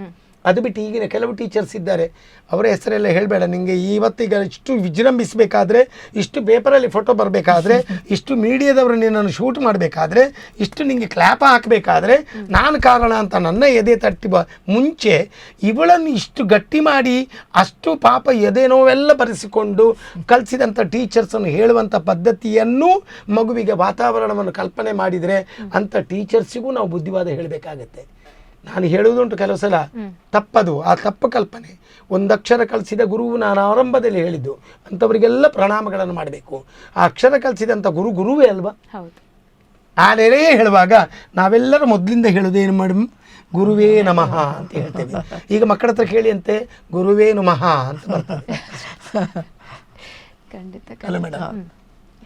ಇನ್ನೊಂದು ಸಂತೋಷದ ವಿಷಯ, ನಾವಿಬ್ರು ಒಂದೇ ಗುರುಗಳ ಶಿಷ್ಯಂದ್ರು, ಒಂದೇ ವೇದಿಕೆಯಲ್ಲಿ ನೃತ್ಯ. ಆಗ ಏನಿತ್ತು, ಈಗ ಅವರು ಹೇಳಿದಾಗೆ ಆ ಮಕ್ಕಳು ಬಂದು ಬೇರೆಯವರು ಮಾಡೋದನ್ನು ನೋಡ್ತಿದ್ರು. ಉದಾಹರಣೆಗೆ ನಾನು ನಟುವಂಗ ನನ್ನ ಗುರುಗಳ ಹತ್ರ ಕಲೀಲಿಲ್ಲ. ಗುರುಗಳು ಪಾಠ ಮಾಡುವಾಗ ಕೆಳಗೆ ಕೂತ್ಕೊಂಡು ಅವರ ತಾಳವನ್ನು ಗುರುಗಳು ಹೇಗೆ ಮಾಡ್ತಾರೆ ನೋಡಿಕೊಂಡು ನೋಡಿ, ನಾನು ಅನಾಯಾಸವಾಗಿ ಗುರುಗಳ ಹತ್ರ ಸುಪ್ತವಾಗಿ ಅವರ ನಟಭಂಗವನ್ನು ಹೇಗೆ ಅಂತ ನಾನು ಕಲ್ತ್ಕೊಂಡೆ. ಇದು ಧರ್ಮಕ್ಕೆ ಕಲ್ತದ್ದು, ಫೀಸ್ ಕೊಡ್ಲೇ ಇಲ್ಲ, ಯಾಕಂದ್ರೆ ಅಲ್ಲಿ ಕೆಳಗೆ ಕೂತ್ಕೊಂಡು ನಾನು ಕಲ್ತದ್ದು. ಆದರೆ ತಲೆ ಮೇಲೆ ಕೈ ಇಟ್ಟಿದ್ದಾರೆ. ಇವತ್ತಿಗೆ ಒಂದು ಬೆಂಗಳೂರಿಗೆ ಹೋದ್ರು ಸಹ ನಟಭಂಗ ಮಂಗಳೂರಲ್ಲಿ ಯಾರು ಮಾಡ್ತಾರೆ, ಚೆನ್ನಾಗಿ ಮಾಡ್ತಾರೆ ಅಂತ ಹೇಳಿದ್ರೆ ಆ ಒಂದು ಪಂಕ್ತಿಯಲ್ಲಿ ನನ್ನ ಹೆಸರು ಇರ್ತದೆ. ಅದಕ್ಕೆ ನನ್ನ ಗುರುಗಳೇ ಕಾರಣ ಅಂತಲೇ. ನಾನು ನನ್ನ ಗುರುಗಳ ಹತ್ರ ಫೀಸ್ ಕೊಡದೆ ಕಲ್ತಿರ್ದು ಧರ್ಮಕ್ಕೆ, ರಂಗಪ್ರವೇಶ ಹಾಗೆ, ಏನು ಫೀಸ್ ಕೊಡದೆ ಹಾಗೆಲ್ಲ ಹಾಗೆ ವಾತಾವರಣವೇ ಹಾಗಿತ್ತು. ಅದೇ ಅಲ್ವಾ ಪುರಂದರದಾಸರು ಸುಮ್ಮನೆ ಹೇಳಿಲ್ಲ, ಗುರುವಿನ ಗುಲಾಮನಾಗುವ ತನಕ ದೊರೆಯ ದಂಡ ಮುಕ್ತಿ ಅಂತ. ಅದು ಎಷ್ಟು ಸ್ಪಷ್ಟವೋ ಅಷ್ಟೇ ಸತ್ಯ, ಅದನ್ನು ಅರ್ಥ ಮಾಡ್ಕೊಳ್ಬೇಕು. ಈಗಿನ ಮಕ್ಕಳಿಗೆ ಹೇಳಿದರೆ ನೀವು ಯಾವ ಲೋಕದಲ್ಲಿದ್ದೀರಿ ಸರ್, ಸುಮ್ಮನೆ ಹಳೆಯ ಕಥೆಗಳೆಲ್ಲ ಹೇಳಬೇಡಿ, ಅದು ಕಾದಂಬರಿ ಆಗ್ತದೆ ನಮ್ದು, ಅಷ್ಟೇ ಆಗ್ತದೆ. ಸರ್, ಈಗ ಸಮಾಜದಲ್ಲಿ ಪ್ರಸ್ತುತ ನಡೀತಾ ಇರುವಂತಹ ಒಂದು ವಿಚಾರದ ಕುರಿತಾಗಿ ಮಾತನಾಡೋದಾದ್ರೆ, ಒಂದು ನಮ್ಮ ಭರತನಾಟ್ಯ ಅನ್ನುವಂಥದ್ದು ಕೇವಲ ಮಹಿಳೆಯರಿಗೆ ಇರುವಂಥದ್ದು ನಾಟ್ಯಶಾಸ್ತ್ರ ಅಂತ ಒಂದು ಮಾತು ಬರ್ತದೆ. ಹಾಗೆಯೇ ಎಲ್ಲಿಯಾದರೂ ಗಂಡು ಮಕ್ಕಳು ಭರತನಾಟ್ಯ ಕ್ಲಾಸಿಗೆ ಹೋಗ್ತಾ ಇದ್ದಾರೆ ಅಂತ ಹೇಳಿದರೆ ಅವರನ್ನು ಒಂದು ಟ್ರೀಟ್ ಮಾಡುವಂಥ ವಿಧಾನವೇ ಬದಲಾಗ್ತಾ ಇದೆ ಕೆಲವೊಂದು ಕಡೆಗಳಲ್ಲಿ. ಒಂದು ಪಾಶ್ಚಾತ್ಯ ಸಂಸ್ಕೃತಿಯ ಒಂದು ಏನು ಇಫೆಕ್ಟ್ ಅಂತ ಹೇಳ್ಬೋದು, ಒಂದು ಪ್ರಭಾವ ಅಂತ ಹೇಳ್ಬೋದು. ಸರ್, ಈ ಬಗ್ಗೆ ನೀವೇನು ಹೇಳ್ತೀರಿ? ನೋಡಿ ಮೇಡಮ್, ನಾಟ್ಯದ ಅಧಿದೇವತೆ ನಟರಾಜ, ನಾಟ್ಯಶಾಸ್ತ್ರವನ್ನು ಭರತ ಮುನಿ, ಇವರೆಲ್ಲ ಮಹಿಳೆಯರಲ್ಲ. ಇದನ್ನು ಗಮನಿಸಿಕೊಂಡಾಗ ನನ್ನ ಗುರುಗಳು ಯಾವಾಗಲೂ ಹೇಳುದುಂಟು, ನನ್ನ ಗುರುಗಳಲ್ಲಿ ಇದ್ದಷ್ಟು ಗಂಡು ಹುಡುಗರು ಭರತನಾಟ್ಯ ಕಲಾವಿದರು ಇಡೀ ಇಂಡಿಯಾದಲ್ಲಿ ಇಲ್ಲ. ನಾನು ಅದನ್ನು ಘಂಟಾಘೋಷವಾಗಿ ಹೇಳಬಲ್ಲೆ, ಯಾಕಂದ್ರೆ ಅಷ್ಟು ಹುಡುಗರು, ಅವರಿಗೂ ಅಷ್ಟೇ ಇಷ್ಟ ಗಂಡು ಹುಡುಗರು ಭರತನಾಟ್ಯ ಕಲಿಬೇಕು ಹಾಗೆ ಹೀಗೆ ಅಂತ. ಈ ಸಮಸ್ಯೆ ಆಗೋದೇನೆಂದರೆ, ನನಗೂ ಅಷ್ಟೇ ತುಂಬ ಇಷ್ಟ ಗಂಡು ಹುಡುಗರು ಬನ್ನಿ ಬನ್ನಿ ಅಂತ ಹೇಳಿದರೆ ಪಾಪ ಪೇರೆಂಟ್ಸಿಗೂ ಇಷ್ಟ ಇರ್ತದೆ. ಈ ಏನಾಗ್ತದೆ ಅಂತ ಹೇಳಿದ್ರೆ, ಈಗ ಆಳ್ವಾಸಲ್ಲಿ ಒಂದು 10-30 ವಿದ್ಯಾರ್ಥಿಗಳು ನನ್ನ ಹತ್ರ ಇದ್ದರು, ಗಂಡು ಹುಡುಗರು. ಅವರವರೇ ಒಳಗಿನಿಂದ ತಾಕತಕ್ಯತೆ, ನೀನು ಭರತನಾಟ್ಯ ಕಲಿದ ಹುಡುಗಿಯೇ, ನೀನು ಸುಮ್ಮನೆ ಬೇರೆ ಕೆಲಸ ಇಲ್ಲವೇ ನಿಮಗೆ, ನಾಚಿಗೆ, ಹಾಗೆ ಹೀಗೆ ಅಂತ ಅವರನ್ನು ಮೂದಲಿಸುವಂಥ ಒಂದು ವ್ಯತಿರಿಕ್ತವಾದಂಥ ನಿಯಮ ಯಾವಾಗ ಬೆಳೆದು ಬಂತ ಅಂಥ ಕ್ಷಣದಿಂದಾಗಿ ಆ ಮಕ್ಕಳು ಇಷ್ಟ ಆಗಿದ್ದರೂ ಪಾಪ ಹೊರ ಪ್ರಪಂಚದ ಆ ಒಂದು ಮೂದಲಿಕೆಯ ಮಾತಿಗೋಸ್ಕರವಾಗಿ ಕಟ್ ಮಾಡಿದರು, ಭರತನಾಟ್ಯ ಕಲಿಯುವುದಿಲ್ಲ. ನಾನು ಹೇಳ್ತೇನೆ ಮೇಡಮ್, ಒಂದೇ ದಿನದಲ್ಲಿ ಸೇರಿದಂಥ ಒಂದು ಹೆಣ್ಣು ಒಂದು ಗಂಡು ಹತ್ರ ಮನೆ. ಇವತ್ತಿಗೆ ಆ ಹೆಣ್ಣು ಸೀನಿಯರ್ ಮಾಡಲಿಕ್ಕಾಗಿಲ್ಲ, ಗಂಡು ವಿದ್ವತ್ತು ಅಂತಿಮ ಮಾಡಿ ಡಾನ್ಸ್ ಟೀಚರ್ ಆಗಿ ವರ್ಕ್ ಮಾಡ್ತಾ ಇದ್ದಾನೆ ನನ್ನ ಸ್ಟೂಡೆಂಟ್. ಬೇಗ ಕಲ್ತುಕೊಳ್ತಾರೆ. ಆದರೆ ಏನು ಮಾಡೋದು, ಹೊರ ಪ್ರಪಂಚದ ಕೆಲವು ಆ ಮೂದಲಿಕೆಯ ಮಾತಿಂದಾಗಿ ಕಟ್ ಮಾಡ್ತಾರೆ. ನಿಜವಾಗಿ ನಾನು ಹೇಳೋದು, ಗಂಡು ಹುಡುಗರು ಕಲಿಬೇಕು, ಯಾಕಂದರೆ ಆ ಶಕ್ತಿಯೂ ಅಷ್ಟೇ ಇರ್ತದೆ. ಒಂದು ಹೆಣ್ಣು, ನಾನು ಹೆಣ್ಣನ್ನು ಇದು ಮಾಡೋದಿಲ್ಲ, ಯಾಕಂದರೆ ಆ ಲಾಸ್ಯವಾಗಿರುವಂಥ ಭಾವನೆಗಳು, ವಾತ್ಸಲ್ಯ ಶೃಂಗಾರ ಅಂತ ಒಂದು ಹೇಳ್ತೀರಿ, ನೀವು ಗಮನಿಸ್ಕೊಳ್ಳಿ. ನಾವು ಗಂಡು ಹುಡುಗರು ವಾತ್ಸಲ್ಯ ಶೃಂಗಾರವನ್ನು ಎಷ್ಟು ಮಾಡಿದರೂ ನೋಡುವಂಥ ಸಮಾಜದ ಜನಗಳು ವಾತ್ಸಲ್ಯಕ್ಕೆ ಅನುಗುಣವಾಗಿ ಹೆಣ್ಣಿನ ಪ್ರಭಾವಿತವಾಗಿರುವಂಥ ಮುಖ ಇಲ್ಲಲ್ಲ ಅಲ್ಲಿ. ನಾನು ಇದೇ ಈ ಮೀಸೆ ಇಟ್ಟುಕೊಂಡು ವಾತ್ಸಲ್ಯ ಶೃಂಗಾರ ನಾನು ಮಾಡಿದರೆ ಅದು ಅಷ್ಟು ಒಂದು ಏನು ಅದು ಮನಸ್ಸಿಗೆ ಹೋಗುವುದಿಲ್ಲ. ಅದೇ ಒಂದು ಹೆಣ್ಣು ಆ ಶೃಂಗಾರವನ್ನು ಮಾಡಿ ತೋರಿಸಿದಾಗ ಅದು ಬೇಗ ಅಪ್ರೋಚ್ ಆಗ್ತದೆ, ಸ್ಪಂದನೆ ಆಗ್ತದೆ. ಅದರಿಂದಾಗಿ ಹೆಣ್ಣಿನಲ್ಲಿಯೂ ಒಂದು ಹುಡುಗಿಯೂ ಅವಳ ಲಾಲಿತ್ಯವಾಗಿರುವಂಥ ಆ ಒಂದು ಭಾವನೆಗಳು ಅದರಿಂದಾಗಿ ನಿಜವಾಗಿ ವಿಜೃಂಭಿಸ್ತದೆ. ಆ ವಿಜೃಂಭಣೆಯಿಂದ ಇನ್ನಷ್ಟು ಅಂಶಗಳು ಜಾಸ್ತಿ ಗಂಡು ವಿಜೃಂಭಿಸ್ತದೆ ಅಂತ ನಾನು ಘಂಟಾಘೋಷವಾಗಿ ಹೇಳ್ತೇನೆ. ಸಮಾಜದ ಈ ಮೂದಲಿಕೆಯಿಂದಾಗಿ ಗಂಡು ಹುಡುಗರು ಹಿಂದೆ ಹೋಗ್ತಾ ಇದ್ದಾರೆ. ನೀವು ಬೆಂಗಳೂರಿಗೆ ಹೋಗಿ ಎಷ್ಟು ಜನ ಡಾನ್ಸ್ ಟೀಚರ್ಸ್ಗಳು, ಎಷ್ಟು ಜನ ಡಾನ್ಸ್ ಕಲಾವಿದರು, ದೊಡ್ಡ ದೊಡ್ಡ ಕಲಾವಿದರಾಗಿದ್ದಾರೆ. ನೀವು ಪ್ರಪಂಚದಲ್ಲಿ ಹುಡುಕಿದರೆ ಯಾರು ಒಂದು ಮಟ್ಟದಲ್ಲಿ ಏರಿಕೆಯಲ್ಲಿ ಇದ್ದಂಥ ಸ್ತ್ರೀ ಹುಡುಗಿ ಯಾರೊಬ್ಬ ಕಲಾವಿದ ಇರ್ತಾಳ, ಆ ಮಟ್ಟದಿಂದ ಇನ್ನೂ ಮಟ್ಟದಲ್ಲಿ ಮೇಲಿದ್ದಂಥ ಹುಡುಗರ ಕಲಾವಿದರಿದ್ದಾರೆ, ಸಾಧನೆ ಮಾಡಿದ್ದಾರೆ, ಎಷ್ಟು ಇದು ಮಾಡಿದ್ದಾರೆ. ನೀವು ಗಮನಿಸಿಕೊಂಡ್ರೆ ಮೊದಲಿನ ಕಾಲವನ್ನು ಮತ್ತು ಈಗಿನ ಕಾಲವನ್ನು ಅಳೆದಾಗ ಮೊದಲಿನ ಕಾಲದಲ್ಲಿ ಡಾನ್ಸ್ ಟೀಚರ್ಸು ಅಂದರೆ ಗಂಡು ಟೀಚರ್ಸು ಜಾಸ್ತಿ, ಹೆಂಗಸರು ಟೀಚರ್ಸ್ ಕಡಿಮೆ. ಈಗ ಗಂಡು ಟೀಚರ್ಸ್ ಜಾಸ್ತಿ ಆಗೋದಕ್ಕೆ ಕಾರಣ ಏನಂತ ಹೇಳಿದರೆ ಈಗ ಇಲ್ಲ, ಯಾಕಂದರೆ ನನ್ನ ಪ್ರಾಯ, ನನ್ನ ನಂತರದವರು ಅದನ್ನು ಏನು ಧೈರ್ಯದಿಂದ ತಗೊಳ್ಳಿಕ್ಕೆ, ನೀನು ನಾಳೆ ಮದುವೆ ಆಗುವ ಬರೀ ಡಾನ್ಸಿಂದ ನಿನಗೆ ಆ ಮಗುವನ್ನು ಅಥವಾ ಹೆಣ್ಣನ್ನು ಸಾಕ್ಲಿಕ್ಕೆ ಆಗ್ತದ, ಇಂಥ ಮಾತಿನಿಂದಾಗಿ ಆ ಮಗು ಕಟ್ ಮಾಡ್ತದೆ, ಬೇರೆ ಪದ್ಧತಿಗೆ ಹೋಗ್ತದೆ. ಹೆಣ್ಣಿಗೆ ಹಾಗಲ್ಲ, ಒಂದು ಧೈರ್ಯ ಇದೆ, ಪತಿ ತನ್ನನ್ನು ಸಾಕ್ತಾನೆ ಅಂತ ಗೊತ್ತಿದೆ. ಅದಕ್ಕೆ ನಾನು ಹೇಳೋದುಂಟು, ಕೆಲವು ನನ್ನ ಹುಡುಗಿಯರಿಗೆ ಮದುವೆ ಆಗುವಾಗ, ನೀನು ಯಾವುದು ಡಾನ್ಸ್ ಟೀಚರನ್ನು ಅಥವಾ ಡಾನ್ಸ್ ಕಲಾವಿದನನ್ನು ಮದುವೆ ಆಗಬೇಡ, ಈಗೋ ಬೆಳೀತದೆ. ಡಾನ್ಸನ್ನು ಪ್ರೀತಿಸುವವ, ನಿನ್ನನ್ನು ಪ್ರೀತಿಸುವವ, ಅವರನ್ನು ಮದುವೆ ಆಗು, ನಿನಗೆ ಒಳ್ಳೆ ಸಪೋರ್ಟ್ ಆಗ್ತದೆ ಅಂತ ನಾನು ಹೇಳ್ತೇನೆ. ಇದು ವಸ್ತುನಿಷ್ಠವಾಗಿ ಸತ್ಯ. ಎಷ್ಟೋ ಡಾನ್ಸ್ ಕಲಾವಿದರು ತುಂಬ ಪ್ರಾಬ್ಲಮ್ ಉಂಟು. ಈಗ ನಿಮಗೆ ಗೊತ್ತಿದೆಯಲ್ಲ, ಡೈವರ್ಸ್ ಕೇಸ್ ಇವತ್ತು ಮದುವೆ ಆಗಿ ನಾಳೆ ಬೆಳಿಗ್ಗೆ ಆಗ್ತದೆ, ಲಾಯರಿಗೆ ದುಡ್ಡೇ ದುಡ್ಡು. ಇನ್ನು ನನ್ನಲ್ಲಿ ಕೆಲವರು ಹುಡುಗರು ಸೇರಿದವರು ಹೇಳ್ತಾರೆ, ಏನು ಮೇಡಮ್, ಹುಡುಗರು ಡಾನ್ಸ್ ಕಲ್ತ್ರೆ ಹುಡುಗಿ ಥರ ನಡೀತಾರೆ, ಹುಡುಗಿ ಥರ ಮಾಡ್ತಾರೆ, ಅದು ಸುಳ್ಳು. ನನ್ನ ಗುರುಗಳನ್ನು ನೋಡಿ, ನನ್ನನ್ನು ನೋಡಿ, ನನ್ನ ಸ್ಟೂಡೆಂಟ್ ಕೆಲವರಿದ್ದಾರೆ. ಅದು ಇದೆ. ನೀವು ಈ ಫಿಲ್ಮಿನ ಕೆಲವು ಈಗ ಸಿನಿಮಾ ಇರ್ತದಲ್ಲ, ಸಿನಿಮಾದಲ್ಲಿ ನೋಡಿ ತುಂಬ ತೋರಿಸ್ತಾರೆ. ಡಾನ್ಸ್ ಟೀಚರೇ ಆದ ಕೂಡಲೇ ನಮಸ್ಕಾರ, ಹೇಗಿದ್ದೀರಿ ನೀವು, ನನಗೆ ಅಲ್ಲಿಗೆ ಹೋಗ್ಬೇಕು, ಇಲ್ಲಿಗೆ ಹೋಗ್ಬೇಕು, ಅವನನ್ನು ನೋಡುವಂತ ದೃಷ್ಟಿಕೋನವೇ ಬೇರೆ. ಯಾಕೆ ಆಗಿರ್ಬೇಕು? ಎರಡು ಬೆನ್ನಿಗೆ ಬಿಟ್ಟ ಅಂದ್ರೆ ಸರ್ತ ಆಗುದಿಲ್ವಮ್ಮ, ಆಗ್ತಾನೆ. ಇದೆಲ್ಲ ಸುಳ್ಳದು ನಿಜವಾಗಿ. ಅದನ್ನ ಹಾಗೆ ಮಾಡಿದ್ದಾರೆ, ಈ ಫಿಲ್ಮ್ ಫೀಲ್ಡ್ ಮಾಡಿದೆ ಅದನ್ನ. ನಾನು ಎಷ್ಟೋ ಕನ್ನಡ ಫಿಲ್ಮಲ್ಲಿ ನೋಡಿದ್ದೇನೆ, ಡಾನ್ಸ್ ಟೀಚರ್ ಹೇಳಿದ ಕೂಡಲೇ ಅವ ಆಗಿರ್ಬೇಕಾ, ಅದೇ ಗಂಡು ಅಲ್ಲ ಹೆಣ್ಣು ಅಲ್ಲ ಎಂಬಂತ ಒಂದು ಜನಾಂಗ ಉಂಟಲ್ಲ, ಆ ತರದಲ್ಲಿ ಬರ್ತಾರೆ. ಮಾಡಬಾರ್ದು. ನಾನು ಮಾಡ್ಬೋದಪ್ಪ, ಶೃಂಗಾರ ನಾನು ಚಂದ ಮಾಡಿ ತೋರಿಸ್ತೇನೆ, ನಾನು ಅಷ್ಟಪದಿಯನ್ನು ನಾನು ಚಂದ ಮಾಡಿ ಮಾಡ್ತೇನೆ, ಬಿಡುದಿಲ್ಲ. ಆದರೆ ಆ ಸಂದರ್ಭದಲ್ಲಿ ನಾನು ಆ ಮಟ್ಟಕ್ಕೆ ಇಳಿತೇನೆ ಅಥವಾ ಆ ಮಟ್ಟಕ್ಕೆ ಏರ್ತೇನೆ, ಆಗ ನನ್ನನ್ನು ನೋಡುವಂಥ ದೃಷ್ಟಿಕೋನವೇ ಬೇರೆ. ನನ್ನ ಸಮಾಜದಲ್ಲಿ ಇದ್ದಂಥ ನನ್ನ ಜನಜೀವನದಲ್ಲಿ ಜೀವನಾಂಶದಲ್ಲಿ ನಾನು ಆಗಿರ್ಬೇಕಾದ್ರೆ ಅಗತ್ಯ ಇಲ್ಲ. ಅದು ನಿಜವಾಗಿ ತಪ್ಪದು. ಅದು ಪೇರೆಂಟ್ಸಿಗೆ ಬಂದಂಥ ಕೆಲವು ಎಂಥದ್ದು ರಾಂಗ್ ಇಂಟಿಮೇಷನ್ ಅಂತ ಹೇಳ್ತಾರೆ, ಸಂಶಯ.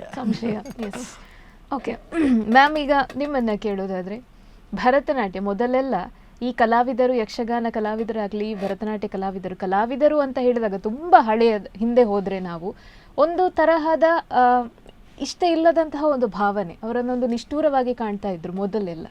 ಆದರೆ ಈಗ ಕಲಾವಿದರು ಅಂತ ಹೇಳಿದ್ರೇ ಒಂದು ಅದ್ಭುತ ಸ್ಥಾನ ಅದು ಒಂದು ಕಲಾವಿದರು ಅಂತ ಹೇಳಿದ್ರೆ ಯಾವುದೇ ಕ್ಷೇತ್ರ ಆಗಿರ್ಲಿ, ಭರತನಾಟ್ಯ ಆಗಲಿ, ಯಕ್ಷಗಾನ ಆಗಲಿ, ನಾಟಕ ರಂಗ ಆಗಲಿ, ಯಾವುದೇ ಆಗಲಿ ಅದೊಂದು ಗೌರವ ಬೇರೆ. ಹಾಗಿರ್ಬೇಕಾದ್ರೆ ಇವಾಗ ಒಂದು ಪ್ರಶ್ನೆ ಬರ್ತದೆ, ನೀವು ಒಂದು ಕಲಾವಿದರಾದ್ರೆ ನಿಮ್ಗೆ ಏನು ಪ್ರಯೋಜನ, ನಿಮಗೆ ಅದರಿಂದ ಏನು ಸಿಗ್ತದೆ, ಅದರಿಂದ ದುಡ್ಡು ಆಗ್ತದೆ? ಯಾಕಂದ್ರೆ ಸಮಾಜದಲ್ಲಿ ಬೇಕಾಗಿರುವಂಥದ್ದೇ ದುಡ್ಡು. ಆ ಪ್ರಶ್ನೆ ಬಂದಾಗ ನಿಮ್ಮನ್ನ ನಾನು ಕೇಳೋದಾದ್ರೆ ಭರತನಾಟ್ಯದಿಂದ ನಿಮಗೆ ಏನು ಪ್ರಯೋಜನ ಆಗಿದೆ ಮ್ಯಾಮ್? ಒಂದು ಭರತನಾಟ್ಯ ಒಂದು ಕಲೆ ಒಬ್ರಿಗಿದೆ ಅಂತಾದರೆ ಸಮಾಜ ಕೊಡುವ ಗೌರವವೇ ಬೇರೆ. ಅದೊಂದು ನಾನು ಗಟ್ಟಿ ಮಾತಲ್ಲಿ ಹೇಳ್ತೇನೆ. ಅಂದರೆ ನಮ್ಗೆ ಎಲ್ಲಿ ಹೋದರೂ ನಮ್ಮನ್ನು ನಮ್ಮ ಕಲೆ ಇಲ್ಲದಿದ್ದರೆ ಶಾರದಾಮಣಿ ಅಂತ ಯಾರು ಗುರ್ಸೋದಿಲ್ಲ. ಕಲೆ ಇರೋದ್ರಿಂದ ಅದಕ್ಕೊಂದಷ್ಟು ದೊಡ್ಡ ಪವರ್ ಉಂಟು. ಯಾಕಂದರೆ ಯಾರೇ ಆಗಲಿ, ಈಗ ನೃತ್ಯ ನಾವು ಮೈಸೂರು ಹೋಗಲಿ, ಬೆಂಗಳೂರು ಹೋಗಲಿ, ನಾನು ಆರ್ಟಿಸ್ಟ್ ಅಂತ ಹೇಳಿದರೆ ಒಂದು ಶಾಲೆ ಟೀಚರಿಗಾದರೂ ನಮಸ್ಕಾರ ಮಾಡೋದಿಲ್ಲ, ಕಲಾವಿದರಿಗೆ ಒಂದು ನಮಸ್ಕಾರ ಮಾಡೇ ಮಾಡ್ತಾರೆ. ನಮ್ಮ ತಂದೆ ಕಾಲದಲ್ಲಿ ಸಹ ಹಾಗೆ. ತಂದೆ ಕಾಲದಲ್ಲಿ ಎಷ್ಟು ದೊಡ್ಡ ಆರ್ಟಿಸ್ಟ್ ಹಿಮ್ಮೇಳದವರೆಲ್ಲ ಬರ್ತಾಯಿದ್ರು, ಅವರಿಗೆಲ್ಲ ಎಷ್ಟು ಗೌರವ ಇತ್ತು ಗೊತ್ತುಂಟು. ಈಗ ಅಷ್ಟು ಗೌರವ ಕೆಲವರು ಕೊಡ್ತಾ ಇಲ್ಲ, ಆದರೆ ನಾವು ನಮ್ಮ ಗುರುಗಳಿಗೆ ಕೊಡ್ತಾ ಇದ್ದೇವೆ. ಆಗ ಸಹ ಅದು ಬೆಲೆ ಇತ್ತು, ಇಲ್ಲ ಅಂತ ಹೇಳಿಲ್ಲ. ಯಾಕಂದರೆ ಬೆರಳೆಣಿಕೆಯ ಟೀಚರ್ಸ್ಗಳಿದ್ದದ್ದು ಆಗ. ಆದರೆ ನಮಗೀಗಲ ನಮ್ಮ ಎಕ್ಸಾಮಿಗೆಲ್ಲ ಬ್ಯಾಂಗ್ಳೂರಿನ ಕೌಶಿಕ್ ಇವರೆಲ್ಲ PS ಭಟ್ರು ಅವರೆಲ್ಲ ಇದ್ದರು, ಅವರಿಗೆಲ್ಲ ಎಷ್ಟು ಮಾನ್ಯತೆ ಇತ್ತು. ಅದಂದರೆ ನಾನು ಆಗ ಕಮ್ಮಿ ಆಗಿದೆ ಈಗ ಜಾಸ್ತಿ ಆಗಿದೆ ಅಂತ ಹೇಳೋದಿಲ್ಲ, ಈಗವೇ ಕಮ್ಮಿ ಆಗಿದೆ ಅಂತ ಹೇಳ್ಬೋದು ಅಲ್ಲ ನೋಡ್ರೆ. ಅದು ಮೇಡಮ್ ಹೇಳಿದ್ದು ಕರೆಕ್ಟ್. ಅದು ಒಬ್ಬ ಕಲಾವಿದನನ್ನು ಒಂದು ಸಲ ಹೀಗೆ ನೋಡಿದ ಸಮಾಜದ ಅಥವಾ ನಾನೊಬ್ಬ ಕಲಾವಿದನಾಗಿರ್ಬೋದು.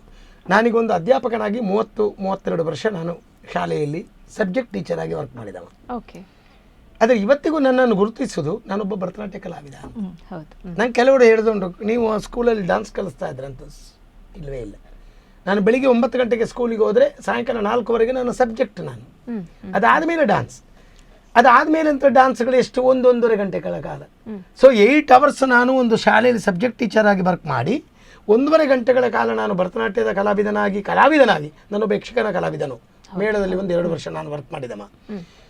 ಈ ನೆಲೆ ಇರುವಾಗ ನನ್ನನ್ನು ಗುರುತಿಸುವುದು ಆ ಥರದಲ್ಲಿ. ನಮ್ಮ ಸ್ಕೂಲಲ್ಲೇ ಹೇಳಿದುಂಟು, ಕೆಲವು ಸಲ HM ಇದು ಪೇಪರ್ನಲ್ಲಿ ಹೆಸರು ಮೇಲಿಂದ ಬರೋದಿಲ್ಲ, ನನ್ನ ಹೆಸರು ಮೇಲಿಂದ ಬರ್ತದೆ.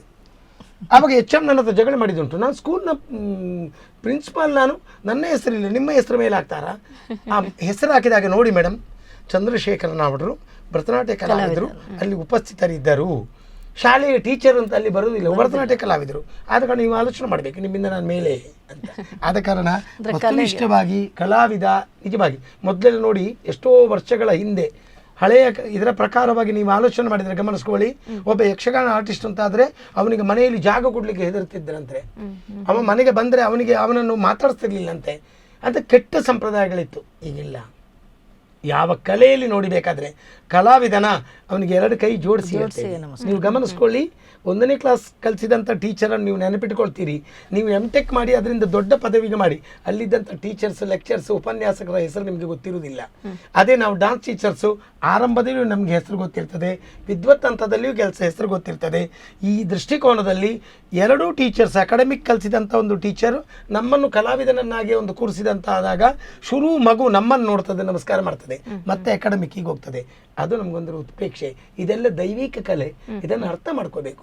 ನಾವು ಗುರುಗಳಿಗೆ ಮರ್ಯಾದೆ ಕೊಟ್ಟರೆ, ನಾವು ಗುರುಗಳಿಗೆ ಮಾನ್ಯತೆ ಕೊಟ್ಟರೆ, ನಾವು ಗುರುಗಳಿಗೆ ಪೂಜನೀಯ ಭಾವನೆ ಕೊಟ್ಟರೆ ನನ್ನ ಮಗು ಮಾಡ್ತದೆ. ಅದನ್ನು ಬಿಟ್ಟು ನಾನು ಗುರುಗಳಿಗೆ ಮರ್ಯಾದೆ ಕೊಡದಿದ್ರೆ ನನ್ನ ಮಗು ಅಷ್ಟೇ ನನ್ನನ್ನು ನೋಡ್ತದೆ. ಆವಾಗ ನಮಗೆ ಕೋಪ ಬರೋದುಂಟು, ನಾನು ನಿನ್ನ ಗುರು ಅಲ್ಲ ಅಂತ. ನೀನೆಷ್ಟು ನೋಡಿದ್ದೀನಿ ನಿನ್ನ ಗುರುವನ್ನು? ಇದು ಪ್ರಶ್ನೆ ಮಾಡಬೇಕಾಗ್ತದೆ. ಆದ ಕಾರಣ ಗುರುವೇ ನಮಃ. ಓಕೆ. ಇನ್ನು ಈಗ ನಟನಂ ಕಾರ್ಯಕ್ರಮದ ಬಗ್ಗೆ ಮಾತನಾಡೋದಾದ್ರೆ, ನಟನಂ ಸ್ಪರ್ಧೆಯನ್ನ ಏರ್ಪಡಿಸೋದ್ರಲ್ಲಿ ನಮ್ಮ ದೈಜಿ ವರ್ಲ್ಡ್ ಸಂಸ್ಥೆಯ ಜೊತೆ ಒಂದು ಸಹಭಾಗಿತ್ವ ಅಥವಾ ಒಂದು ಮುತುವರ್ಜಿಯನ್ನು ವಹಿಸಿಕೊಂಡಂಥವರು ನಮ್ಮ ಕಲಾಕೇಂದ್ರ ಶ್ರೀದೇವಿ ನೃತ್ಯಾರಾಧನಾ ಕಲಾಕೇಂದ್ರ ಪುತ್ತೂರಿನಿಂದ. ಈ ಸಂಸ್ಥೆಯ ಬಗ್ಗೆ ನಿಮ್ಮ ಅಭಿಪ್ರಾಯ? ನಾನು ಒಂದೆಷ್ಟು 2 ವರ್ಷಗಳ ಕೆಳಗೆ ನಾನೊಂದು ಗೆಸ್ಟ್ ಆಗಿ ಹೋಗಿದ್ದೆ, ಅಲ್ಲಿ ಅತಿಥಿಯಾಗಿ ಹೋಗಿದ್ದೆ. ನಾನು ಅತಿಥಿಯಾಗಿ ಹೋಗಿದ್ದೆ ಅಂತ ಅವರನ್ನು ಹೊಗಳೋದಲ್ಲ, ಅವರ ವಿದ್ಯಾರ್ಥಿಗಳನ್ನು ನಾನು ಗಮನಿಸಿಕೊಂಡಾಗ ಒಳ್ಳೆ ರೀತಿಯಲ್ಲಿ ಆ ಮಕ್ಕಳನ್ನು ನೀಟಾಗಿ ರೆಡಿ ಮಾಡ್ತಾ ಇದ್ದಾರೆ. 2ನೇದು ನಾನು ಹೇಳುವಂಥದ್ದು, ನಾನು ಅವರನ್ನು ಉದಯ್ ಅಂತ ಇದ್ದಾರಲ್ಲ, ರೋಹಿಣಿ ಉದಯ್ ಅಂತ ಯಾವಾಗಲೂ ನೋಡಿ ಗಮನಿಸ್ಕೊಳ್ಳಿ. ಒಂದು ಹೆಣ್ಣಿನ ಹಿಂದಿನಿಂದ ಪುರುಷನ ಆ ಒಂದು ಪ್ರಾಧಾನ್ಯವಾಗಿರುವಂಥ ಏನು ಅಷ್ಟು ಒಂದು ಇದಿರ್ತದೆ, ಯಾವುದಿರ್ತದೆ, ಸಹಕಾರ ಇರ್ತದೆ. ಆ ಸಹಕಾರವನ್ನು ಗಮನಿಸಿಕೊಂಡಾಗ ರೋಹಿಣಿ ಅಷ್ಟು ಉದಯ ಆಗಬೇಕಾದರೆ ಈ ಉದಯ ಕಾರಣ ಅಂತ. ಆದ ಕಾರಣ ಆ ಸಂಸ್ಥೆಯ ಮೇಲೂ ನನಗೆ ಒಳ್ಳೆಯ ಅಭಿಮಾನವಿದೆ. ಮತ್ತು ಇನ್ನೊಂದು ಗುರು ಹಿರಿಯನ ಕಾಣುವಂಥ ಒಂದು ದೃಷ್ಟಿಕೋನವು ಆ ನಿರ್ದೇಶಕಿಯಲ್ಲಿ ಒಳ್ಳೆ ರೀತಿಯ ಮನೋಭಾವನೆ ಇರ್ತದೆ. ಆದ ಕಾರಣ ಆ ಮಕ್ಕಳು ಅದೇ ಥರದಲ್ಲಿ ಇರ್ಬೋದು ಅಂತ ನನ್ನ ಅನಿಸಿಕೆ. ಅದು ಒಂದು ವೇಳೆ ಇಲ್ಲ ಅಂತ ಆದರೆ ಆ ಟೀಚರ್ ಆ ಮಕ್ಕಳನ್ನು ಅದೇ ಥರದಲ್ಲಿ ರೆಡಿ ಮಾಡಬೇಕು. ಆವಾಗ ಆ ಸಂಸ್ಥೆಗೆ ಇನ್ನೂ ಅಭ್ಯುದಯ ಆಗ್ತದೆ. ಆ ಸಂಸ್ಥೆಯ ಬಗ್ಗೆ ನನಗೆ ತುಂಬ ಇದುಂಟು. ಯಾಕಂದ್ರೆ ನಿಮ್ಮ ನಟನಂ ಇದರ ಈ ಕೆಲವೆಲ್ಲ ಈ ಕಾರ್ಯಕ್ರಮದ ಬಗ್ಗೆ ಅವರೇ ಇದರ ರೂಪರೇಷೆಗಳನ್ನು ಹಾಕಿಕೊಂಡದ್ದು ಅಂತ ನಾನು ಒಂದು ಕೇಳಬಲ್ಲೆ. ನನ್ನನ್ನು ಅವರು ಆತಿಥ್ಯವಾಗಿ ಇವತ್ತು ಕರೆದದ್ದು ಹಾಗೆ ನನಗೆ ತುಂಬ ಸಂತೋಷ ಆಯಿತು. ಆದ ಕಾರಣ ಅವರು ಈ ರೀತಿಯಲ್ಲಿ ನಾನು ಕೆಲವು ಈಗ ನಾನು ಇಷ್ಟೊತ್ತು ಆಗದಿಂದ ಇಷ್ಟದವರೆಗೆ ನಾನು ಏನು ಹೇಳಿದೆ ಈ ವಿಚಾರಗಳನ್ನು ಸ್ವಲ್ಪ ಮನಸ್ಸಿನಲ್ಲಿ ಪುನಃ ವಾಪಸ್ ಉದಾಹರಣೆಗೆ ರೆಕಾರ್ಡನ್ನು ಕೇಳಿಕೊಂಡು ಅದನ್ನು ತನ್ನ ಜೀವನಾಂಶವಾಗಿ ರೂಢಿಸಿಕೊಂಡ್ರೆ ಅವರು ಉತ್ತಮ ಕಲಾವಿದರಾಗ್ತಾರೆ, ಉತ್ತಮ ಸಂಸ್ಥೆ ಆಗ್ತದೆ. ಗುರು ಪ್ರಪಂಚದಲ್ಲಿ ಏನು ಕೊಡಬೇಕೋ ಅಂತ ಆಶೀರ್ವಾದ ಅವರಿಗೆ ಖಂಡಿತ ಸಿಗ್ತದೆ. ಅವರು ರೋಹಿಣಿ ಅವರು ಮೊದಲು ಬಾಲಪಾಠ ನನ್ನ ಹತ್ರ ಬಂದಿದ್ರು. ಆಗ ಅವಳು ಎಷ್ಟು ಕಷ್ಟಪಟ್ಟಿದ್ದಾಳೆ, ಈಗ ಅಷ್ಟೇ ಉತ್ತಮ ಗುಣಮಟ್ಟದಲ್ಲಿ ಮೇಲೆ ಬಂದಿದ್ದಾಳೆ. ಅದಕ್ಕೆ ಉದಯರೇ ಕಾರಣ. ಹೌದು, ಆ ಸಂಸ್ಥೆ ಇನ್ನೂ ಅಷ್ಟು ಬೆಳೀಲಿ ಅಂತ ಹೇಳಿ ನಾವು ಆಶಿಸ್ತೇವೆ. S, okay. ಇನ್ನು ಕಾರ್ಯಕ್ರಮದ ಆಲ್ಮೋಸ್ಟ್ ಕೊನೆಯ ಹಂತಕ್ಕೆ ಬರ್ತಾ ಇರುವಂಥದ್ದು. ನಮ್ಮ ನಟನಂ ಕಾರ್ಯಕ್ರಮದಲ್ಲಿ ಹಲವಾರು ವಿದ್ಯಾರ್ಥಿಗಳು ಈ ಸ್ಪರ್ಧೆಯಲ್ಲಿ ಭಾಗವಹಿಸ್ತಾ ಇದ್ದಾರೆ. ಈಗಾಗಲೇ ಆಡಿಷನ್ ರೌಂಡಲ್ಲಿ ತುಂಬ ಸುಂದರವಾಗಿ ಒಬ್ಬೊಬ್ಬರು ಕೂಡ ಕಲಾವಿದರ ಒಂದು ನರ್ತನವನ್ನು ನೋಡುವಾಗ ನಮಗೆ ಖುಷಿ ಆಗುತ್ತೆ. ಯಾಕಂದರೆ ನಾನು ಯಾವುದೇ ಭರತನಾಟ್ಯ ಅಥವಾ ಕಲಾ ವೇದಿಕೆಯಿಂದ ಬಂದಿರುವಂಥದ್ದಲ್ಲ, ಆದರೂ ನಾವು ಆ ಕಾರ್ಯಕ್ರಮವನ್ನು ನೋಡುವಾಗ ನಮಗೂ ಒಂದು ಉತ್ಸಾಹ ಬರುತ್ತೆ. ಆದರೆ ನನ್ನ ಪ್ರಶ್ನೆ ಏನು ಅಂತ ಹೇಳಿದರೆ, ನಮ್ಮ ನಟನಂ ವಿದ್ಯಾರ್ಥಿಗಳಾಗಿರ್ಬೋದು ಅಥವಾ ಯಾರು ಸ್ಪರ್ಧಿಗಳಿದ್ದಾರೆ, ಇವರಿಗೆ ನಿಮ್ಮ ಕಿವಿ ಮಾತು ಏನು ಅಂತ? ಸ್ಪರ್ಧೆಯ ಒಂದು ಮಾನದಂಡ ಅಲ್ಲ. ಅವರಿಗೆ ಇನ್ನಷ್ಟು ಇಂಥ ವೇದಿಕೆಗಳಿದ್ದರೆ ಕಲೆ ಬೆಳೀತದೆ, ಅವರು ತನ್ನಷ್ಟಕ್ಕೆ ಬೆಳೀತಾರೆ. ಇದು ನಿರಂತರ ಅಭ್ಯಾಸ ಮಾಡಬೇಕು. ಸ್ಪರ್ಧಾಳುಗಳು ಯಾರೇ ಆಗಲಿ ನಿರಂತರ ಅಭ್ಯಾಸ ಮಾಡ್ತಾ ಇರಬೇಕು. ಇದೇ ಒಂದು ವೇದಿಕೆ ಅಲ್ಲ, ಹಲವಾರು ವೇದಿಕೆಗಳು ಸಿಕ್ಕಿ ಅವರು ಏಕ ನೃತ್ಯಗಾರ್ತಿಯಾಗಿ ಬೆಳೀಲಿ ಅಂತ ಹೇಳಿ ನಾನೊಂದು ಕಿವಿ ಮಾತು ಅವರಿಗೆ. ಈ ನೃತ್ಯಗಾರ್ತಿಯವರು ನಾವು ಮೇಲ್ನೋಟಕ್ಕೆ ಒಂದು ಟಿ ವಿಯಲ್ಲಿ ಕಾಣಿದಾಗ ಅಥವಾ ಏನು ದಾರ್ಶನಿಕವಾಗಿರುವಂಥ ಮಾಧ್ಯಮದಲ್ಲಿ ನಾವು ನೋಡುವಾಗ ಆ ಮಗು ತುಂಬ ಚಂದ ಮಾಡಿ ಅಭಿನಯ ಮಾಡ್ತದೆ, ಏನು ಮಾಡಿದರೂ ಸಹ ಆ ಮಗು ಅಧ್ಯಯನಶೀಲರಾಗಬೇಕು. ಆ ಮಗು ತುಂಬ ತಿಳುವಳಿಕೆಯನ್ನು ಮಾಡ್ಕೋಬೇಕು. ನಮಗೆ ನಿಜವಾಗಿ ಈ ಕಲೆಗೆ ಜೀವಾಳ ಪೌರಾಣಿಕ ಪ್ರಪಂಚಗಳು, ಈ ಪೌರಾಣಿಕ ಕಥೆಗಳು ಗೊತ್ತಿರಬೇಕು. ಒಂದು ಪೌರಾಣಿಕ ಹಿನ್ನೆಲೆಯ ಅನುಗುಣವಾಗಿ ಒಂದು ವಸ್ತುನಿಷ್ಠವಾಗಿ ಒಂದು ಪಾತ್ರ ಹೇಗಿರಬೇಕು ಎಂಬುದರ ಬಗ್ಗೆ ಕಲ್ಪನೆ ಗೊತ್ತಿಲ್ಲದೆ ಆ ಮಗು ಅಭಿನಯ ಮಾಡೋದಕ್ಕೆ ಸಾಧ್ಯ ಇಲ್ಲ. ಒಂದು ಕೃಷ್ಣನ ಒಂದು ಒಂದು ಅಂಬೆಗಾಲಿಕೊಂಡು ನಾವು ಈಗ ನನ್ನ ಪ್ರಾಯದಲ್ಲಿ ಮಾಡಲಿಕ್ಕಾಗೋದಿಲ್ಲ. ಆದರೆ ಅದು ಹೇಗೆ ಮಾಡ್ತದೆ ಎಂಬುದು ನೋಡಬೇಕಾದ್ರೆ ಅಂಥ ಕಥೆಗಳನ್ನು ಓದಬೇಕಾಗತ್ತೆ. ಇದೆಲ್ಲ ವಿಷಯ ಅಷ್ಟೇ. ಅಧ್ಯಯನಶೀಲರಾಗಿದ್ದು ಇದನ್ನು ಕಲ್ತ್ರೆ ಉತ್ತಮ ಕಲಾವಿದರಾಗ್ತಾರೆ. ಅದು ಬಿಟ್ಟು ಬರೀ ನಾನು ವೇಷಭೂಷಣ ಧರಿಸಿಕೊಂಡು ನಾನು 4 ಜನರ ಕ್ಲ್ಯಾಪ್ ಮಾತ್ರ ಸಂಪಾದಿಸಬೇಕು ಅಂತಾರೆ, ಅಧ್ಯಯನಶೀಲ ಶೂನ್ಯ ಆಗ್ತದ. ಈ ಕಡೆಯೂ ಅದು ದೊಡ್ಡ ಶೂನ್ಯ ಅಂತ ಲೆಕ್ಕ. ಈ ಎರಡೂ ಶೂನ್ಯವನ್ನು ಹೋಗಲಾಡಿಸಬೇಕಾದ್ರೆ ಎರಡೂ ವಿಷಯದಲ್ಲಿ ಶಾಸ್ತ್ರವೂ ಬೇಕು, ನಾಟ್ಯವೂ ಬೇಕು. ಆದರೆ ಶಾಸ್ತ್ರ ನಾಟ್ಯ ಅಂತ ಕರೆಯುವುದಿಲ್ಲ, ನಾಟ್ಯ ಶಾಸ್ತ್ರ ಅಂತಲೇ ಬಂದದ್ದು. ಆದ ಕಾರಣ ನಾಟ್ಯ ಪ್ರದರ್ಶನ ಕಲೆ, ಶಾಸ್ತ್ರ ಎಂಬುದು ತಿಳುವಳಿಕೆಯ ಕಲೆ. ಆದ ಕಾರಣ ಶಾಸ್ತ್ರ ಹೆಚ್ಚಾಗಬಾರ್ದು, ನಾಟ್ಯ ಕಡಿಮೆಯಾಗಬಾರ್ದು. ಶಾಸ್ತ್ರ ಎಷ್ಟು ಬೇಕೋ ಅಷ್ಟೇ ಪೂರಕವಾಗಿರಬೇಕು, ನಾಟ್ಯ ಉದ್ದೀಪನ ಆಗಬೇಕು. ಆಗ ಕಲಾವಿದ ಬೆಳೀತಾನೆ. ನಿಮ್ಮ ಹತ್ರ ಸಮೂಹ ಕೇಳಿದ್ದು ಯಾಕೆ ಅಂತ ಹೇಳಿದರೆ, ಒಂದು ಮಗು ಸಂತೋಷ ಪಡ್ತದೆ. ನಾವು 10 ಜನರನ್ನು ಕರ್ಕೊಂಡ್ಬಂದು ನಿಮ್ಮ ಸಮೂಹಕ್ಕೆ ನಾನು ಕರ್ಕೊಂಡು ಬಂದಾಗ 10 ಮಕ್ಕಳು ಸಂತೋಷ ಪಟ್ಟಾಗ ನಾವು ಮನೆಗೆ ಹೋಗುವಾಗ ತುಂಬ ಸಂತೋಷದಲ್ಲಿ ಹೋಗ್ತೇವೆ. ನಮಸ್ಕಾರ. ನಿಮ್ಮ ಈ ಡಿಜಿ ವರ್ಲ್ಡ್ ಇದರ ಬಗ್ಗೆ ಇನ್ನೊಂದು ಸಂತೋಷ ಏನಂದರೆ, ಈ ಶಾಸ್ತ್ರೀಯ ಕಲೆಗಳಿಗೆ ಅಥವಾ ಶಾಸ್ತ್ರೀಯ ನೃತ್ಯ ಆಗಿರ್ಬೋದು, ಇದಕ್ಕೊಂದು ಪ್ಲ್ಯಾಟ್ಫಾರ್ಮು ಬೇರೆ ಎಲ್ಲ ಯಾವುದೋ ಮಾಧ್ಯಮದಲ್ಲಿ ನಾನು ಕಾಣ್ತಾ ಇಲ್ಲ. ನೀವೀಗ ಉದಾಹರಣೆಗೆ ಗಮನಿಸ್ಕೊಳ್ಳಿ, ರಿಯಾಲಿಟಿ ಶೋ ಅಂತ ನಾವು ಯಾವಾಗ ನೋಡ್ತೇವ ಅಲ್ಲಿ ಹಾರೋದು, ಬೀಳುದು, ಕುಸ್ತಿ ಹಾಕೋದು, ಆಚೆ ತೆಗೆದು ಹಾಕೋದು, ಆ ಮಗುವಿನ ಅಂಗಶುದ್ಧತೆ ಅಥವಾ ಇದ್ಯಾವುದು ಅಂಗಾಂಗಗಳು ಗಟ್ಟಿ ಉಂಟಾ ಇಲ್ಲ ಅದನ್ನು ತಿರುಗಿಸೋದು, ತೆಗೆದು ಬಿಸಾಡೋದು, ಜನರ ಕ್ಲ್ಯಾಪ್ಗಳು, ಇದೇ ಮುಖ್ಯ ಆಗಿದೆ. ಈ ಮಗು ಶಾಸ್ತ್ರವನ್ನು ಕಲಿತು ಅಂಗಶುದ್ಧತೆಯಿಂದ ಮಾಡಿದರೆ ಆ ಮಗುವಿಗೆ ಮಾನ್ಯತೆ ಕಡಿಮೆ. ಯಾಕೆಂದರೆ ಪ್ರಪಂಚವೇ ಹಾಗೆ ಆಗಿದೆ. ಅಂಥ ರಿಯಾಲಿಟಿ ಶೋವನ್ನು ಕಂಡುಕೊಂಡು 95 ಜನ ಕ್ಲಾಪ್ ಹೊಡೆದಾಗ 5 ಜನ ಮಾತ್ರ ಇಂಥ ಶಾಸ್ತ್ರೀಯ ಕಲೆಗಳನ್ನು ನೋಡ್ತಾರೆ. ಈ ಶಾಸ್ತ್ರೀಯ ಕಲೆಗೆ ಒಂದು ಪ್ಲ್ಯಾಟ್ಫಾರ್ಮ್ ನಿಜವಾಗಿ ನಿಮ್ಮ ಡೈಜಿ ವರ್ಲ್ಡ್ ನೀಡಿದೆ. ಅವರಿಗೆ ತುಂಬ ಧನ್ಯವಾದಗಳನ್ನು ನಾನು ಇಡೀ ಆ ಮಾಧ್ಯಮಕ್ಕೆ ಕೊಡ್ತಾ ಇದ್ದೇನೆ. ಯಾಕಂದರೆ ಇದು ನನ್ನ ವೈಯಕ್ತಿಕವಾಗಿ ಎಲ್ಲ ಶಾರದಮಣಿಯವರ ಮುಖಾಂತರವಾಗಿ ಎಲ್ಲ ಡಾನ್ಸ್ ಟೀಚರ್ಸು ಇದನ್ನು ಹೇಳ್ತಾರೆ. ಆದರೆ ಈಗ ತುಂಬ ಜನರಿಗೆ ಇದು ಮುಟ್ಟಲಿಲ್ಲ ಈ ವಿಷಯ. ಇದನ್ನು ಮುಟ್ಟುವಂಥ ಪರಿಸ್ಥಿತಿಯನ್ನು ನೀವು ಮಾಡಬೇಕಾಗತ್ತೆ. ಅದನ್ನು ಮಾಡಿದರೆ ಖಂಡಿತವಾಗಿ ಈ ಒಂದು ಪ್ಲ್ಯಾಟ್ಫಾರ್ಮು ಖಂಡಿತವಾಗಿ, ಆದರೆ ಇದು ತಪ್ಪಿ ನಿಮಗೆ ಸಂತೋಷ ಸಿಗ್ತದೆ ಅಥವಾ ನಮಗೆ ಮಾನ್ಯತೆ ಸಿಗ್ತದೆ ಅಂತ ಈ ರಿಯಾಲಿಟಿ ಶೋವಿನ ಖಂಡಿತ ಆ ಒಂದು ಮಾನದಂಡಕ್ಕೆ ಹೋಗಬೇಡಿ. ಈ ನೈಜವಾದಂಥ ಶಾಸ್ತ್ರೀಯ ಕಲೆಯನ್ನು ಉಳಿಸುವಂಥ ಮಟ್ಟದಲ್ಲಿ ನಿಮ್ಮ ಈ ಡೈಜಿ ವರ್ಲ್ಡ್ ಇರಲಿ. ಖಂಡಿತವಾಗಿ ಇದಕ್ಕೊಂದು ಅಭ್ಯುದಯ ಖಂಡಿತ ಉಂಟು ಅಂತ ನಾವು ಘಂಟಾಘೋಷವಾಗಿ ದೇವರು ಎಲ್ಲ ಇದಕ್ಕೆ ಅಸ್ತು ಕೊಡ್ತಾನೆ. ಚೆನ್ನಾಗಾಗ್ತದೆ, ಒಳ್ಳೆಯದಾಗ್ತದೆ. Thank you so much. ಹಾಗೆಯೇ ನಿಮ್ಮ ಅಮೂಲ್ಯವಾದ ಸಮಯವನ್ನು ನಮಗೋಸ್ಕರ ಕೊಟ್ಟು ನಮ್ಮ ಒಂದು ಹೊಸ ಪ್ರಯತ್ನ ನಟನಂ ಅನ್ನುವಂಥ ಒಂದು ಕಾರ್ಯಕ್ರಮ, ಇದರಲ್ಲಿ ಬರ್ತಾ ಇರುವಂಥ ಈಗ ಒಂದು ಹೊಸ ಹೆಜ್ಜೆ ಇಡ್ತಾ ಇರುವಂಥ ಯುವ ಪ್ರತಿಭೆಗಳಿಗೆ ಒಂದು ವೇದಿಕೆಯನ್ನು ಕೊಡುವಂಥ ಒಂದು ಉದ್ದೇಶಕ್ಕೆ ಬೆಂಬಲವನ್ನು ಕೊಟ್ಟು, ಜೊತೆಗೆ ನಿಮ್ಮ ಒಂದು ಜೀವನದ ಪಯಣ ಆಗಿರ್ಬೋದು, ನೀವು ಕಂಡಂತಹ ಒಂದು ಗುರುಗಳ ಬಗ್ಗೆ ಆಗಿರ್ಬೋದು, ಅಥವಾ ನಿಮ್ಮ ಕಾಲದಲ್ಲಿ ಇದ್ದಂತಹ ಒಂದು ನೃತ್ಯ ಒಂದು ಅಭ್ಯಾಸದ ಕುರಿತಾಗಿ ಮಾಹಿತಿಯನ್ನು ಕೊಟ್ಟದ್ದಾಗಿರ್ಬೋದು, ತುಂಬ ಸುಂದರವಾಗಿ ತುಂಬ ಸರಳವಾಗಿ ನಮಗೆ ಮಾಹಿತಿಯನ್ನು ಕೊಟ್ಟದ್ದಕ್ಕೆ ಎರಡೂ ಕೈ ಜೋಡಿಸಿ ಇಬ್ಬರಿಗೂ ಧನ್ಯವಾದಗಳು. ನಮಸ್ಕಾರ.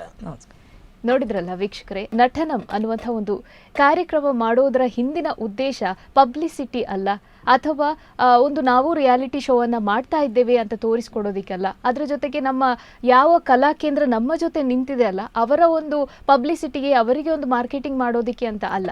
ಯಾವ ಒಂದು ನೈಜವಾದ ಯಾರು ಕಲಾವಿದರಿದ್ದಾರೆ, ಯಾರಿಗೆ ಭರತನಾಟ್ಯವನ್ನು ಒಂದು ದೇವರ ರೂಪದಲ್ಲಿ ಒಂದು ನೋಡಿಕೊಂಡು ಆ ಒಂದು ಕ್ಷೇತ್ರದಲ್ಲಿ ಸಾಧನೆಯನ್ನು ಮಾಡಬೇಕು ಅಂತ ಯಾರು ವಿದ್ಯಾರ್ಥಿಗಳು ಇದ್ದಾರಲ್ಲ, ಅವರಿಗೆ ಒಂದು ವೇದಿಕೆಯನ್ನು ಕಲ್ಪಿಸಿ ಅವರ ಒಂದು ಆತ್ಮವಿಶ್ವಾಸವನ್ನು ಇನ್ನಷ್ಟು ಹೆಚ್ಚಳ ಮಾಡುವಂತಹ ಒಂದು ದೂರದೃಷ್ಟಿಯನ್ನು ಇಟ್ಟುಕೊಂಡು ನಾವು ನಟನಂ ಕಾರ್ಯಕ್ರಮವನ್ನು ಶುರು ಮಾಡಿದ್ದೇವೆ. ಈಗಾಗಲೇ ಆಡಿಷನ್ ರೌಂಡ್ ಮುಗಿದಿದೆ. ಅದರ ಒಂದು ವಿಡಿಯೋಸ್ ತುಣುಕುಗಳನ್ನು ಕೂಡ ನೀವು ನೋಡಿದ್ದೀರಿ. ಸಾಕಷ್ಟು ಮೆಚ್ಚುಗೆಗಳು ಕೂಡ ನಮ್ಮನ್ನು ತಲುಪಿದೆ. ಇನ್ನಷ್ಟು ಈ ಕಾರ್ಯಕ್ರಮಕ್ಕೆ ನಿಮ್ಮ ಬೆಂಬಲ ನಮಗೆ ಖಂಡಿತವಾಗ್ಲೂ ಬೇಕಾಗುತ್ತೆ. ಸೊ ನಟನಂ ಕಾರ್ಯಕ್ರಮದಲ್ಲಿ ಒಂದು ನಮ್ಮ ಒಂದು ಅಥವಾ ನಮ್ಮ ತಂಡದ ಒಂದು ದೂರದೃಷ್ಟಿ ಮಾತ್ರ ಅಲ್ಲ, ಅಥವಾ ನಮ್ಮ ಒಂದು ಅಭಿಪ್ರಾಯ ಮಾತ್ರ ಅಲ್ಲದೆ ಬೇರೆ ಬೇರೆ ನಾಟ್ಯ ಗುರುಗಳು ಅವರ ಒಂದು ಅಭಿಪ್ರಾಯವನ್ನು ವ್ಯಕ್ತಪಡಿಸಬೇಕು ಅನ್ನುವಂತಹ ಉದ್ದೇಶವನ್ನು ಇಟ್ಟುಕೊಂಡು ಗುರುಗಳನ್ನು ನಮ್ಮ ಸ್ಟುಡಿಯೋಗೆ ಕರ್ಕೊಂಡು ಬಂದು ಇಂತಹ ಒಂದು ಸಂವಾದವನ್ನು ನಡೆಸ್ತೇವೆ. ಈ ಕಾರ್ಯಕ್ರಮ ಕೂಡ ನಿಮಗೆ ಇಷ್ಟ ಆಯಿತು ಅಂತ ಅಂದ್ಕೊಳ್ತೇವೆ. ಮುಂಬರುವ ದಿನಗಳಲ್ಲಿ ನಟನಂ ಕಾರ್ಯಕ್ರಮದ ಇನ್ನಷ್ಟು ಎಪಿಸೋಡ್ಸ್ಗಳು ನಿಮ್ಮನ್ನು ತಲುಪೋದಿಕ್ಕಿದೆ. ಮಿಸ್ ಮಾಡದೆ ಕಾರ್ಯಕ್ರಮವನ್ನು ನೋಡ್ತಾ ಇರಿ. ಹಾಗೆಯೇ ಇನ್ನಷ್ಟು ಸುದ್ದಿ ಹಾಗೂ ಮನೋರಂಜನಾತ್ಮಕ ಕಾರ್ಯಕ್ರಮಗಳಿಗಾಗಿ ನೋಡ್ತಾ ಇರಿ ನಿಮ್ಮ ಡೈಜಿ ವರ್ಲ್ಡ್ 24x7.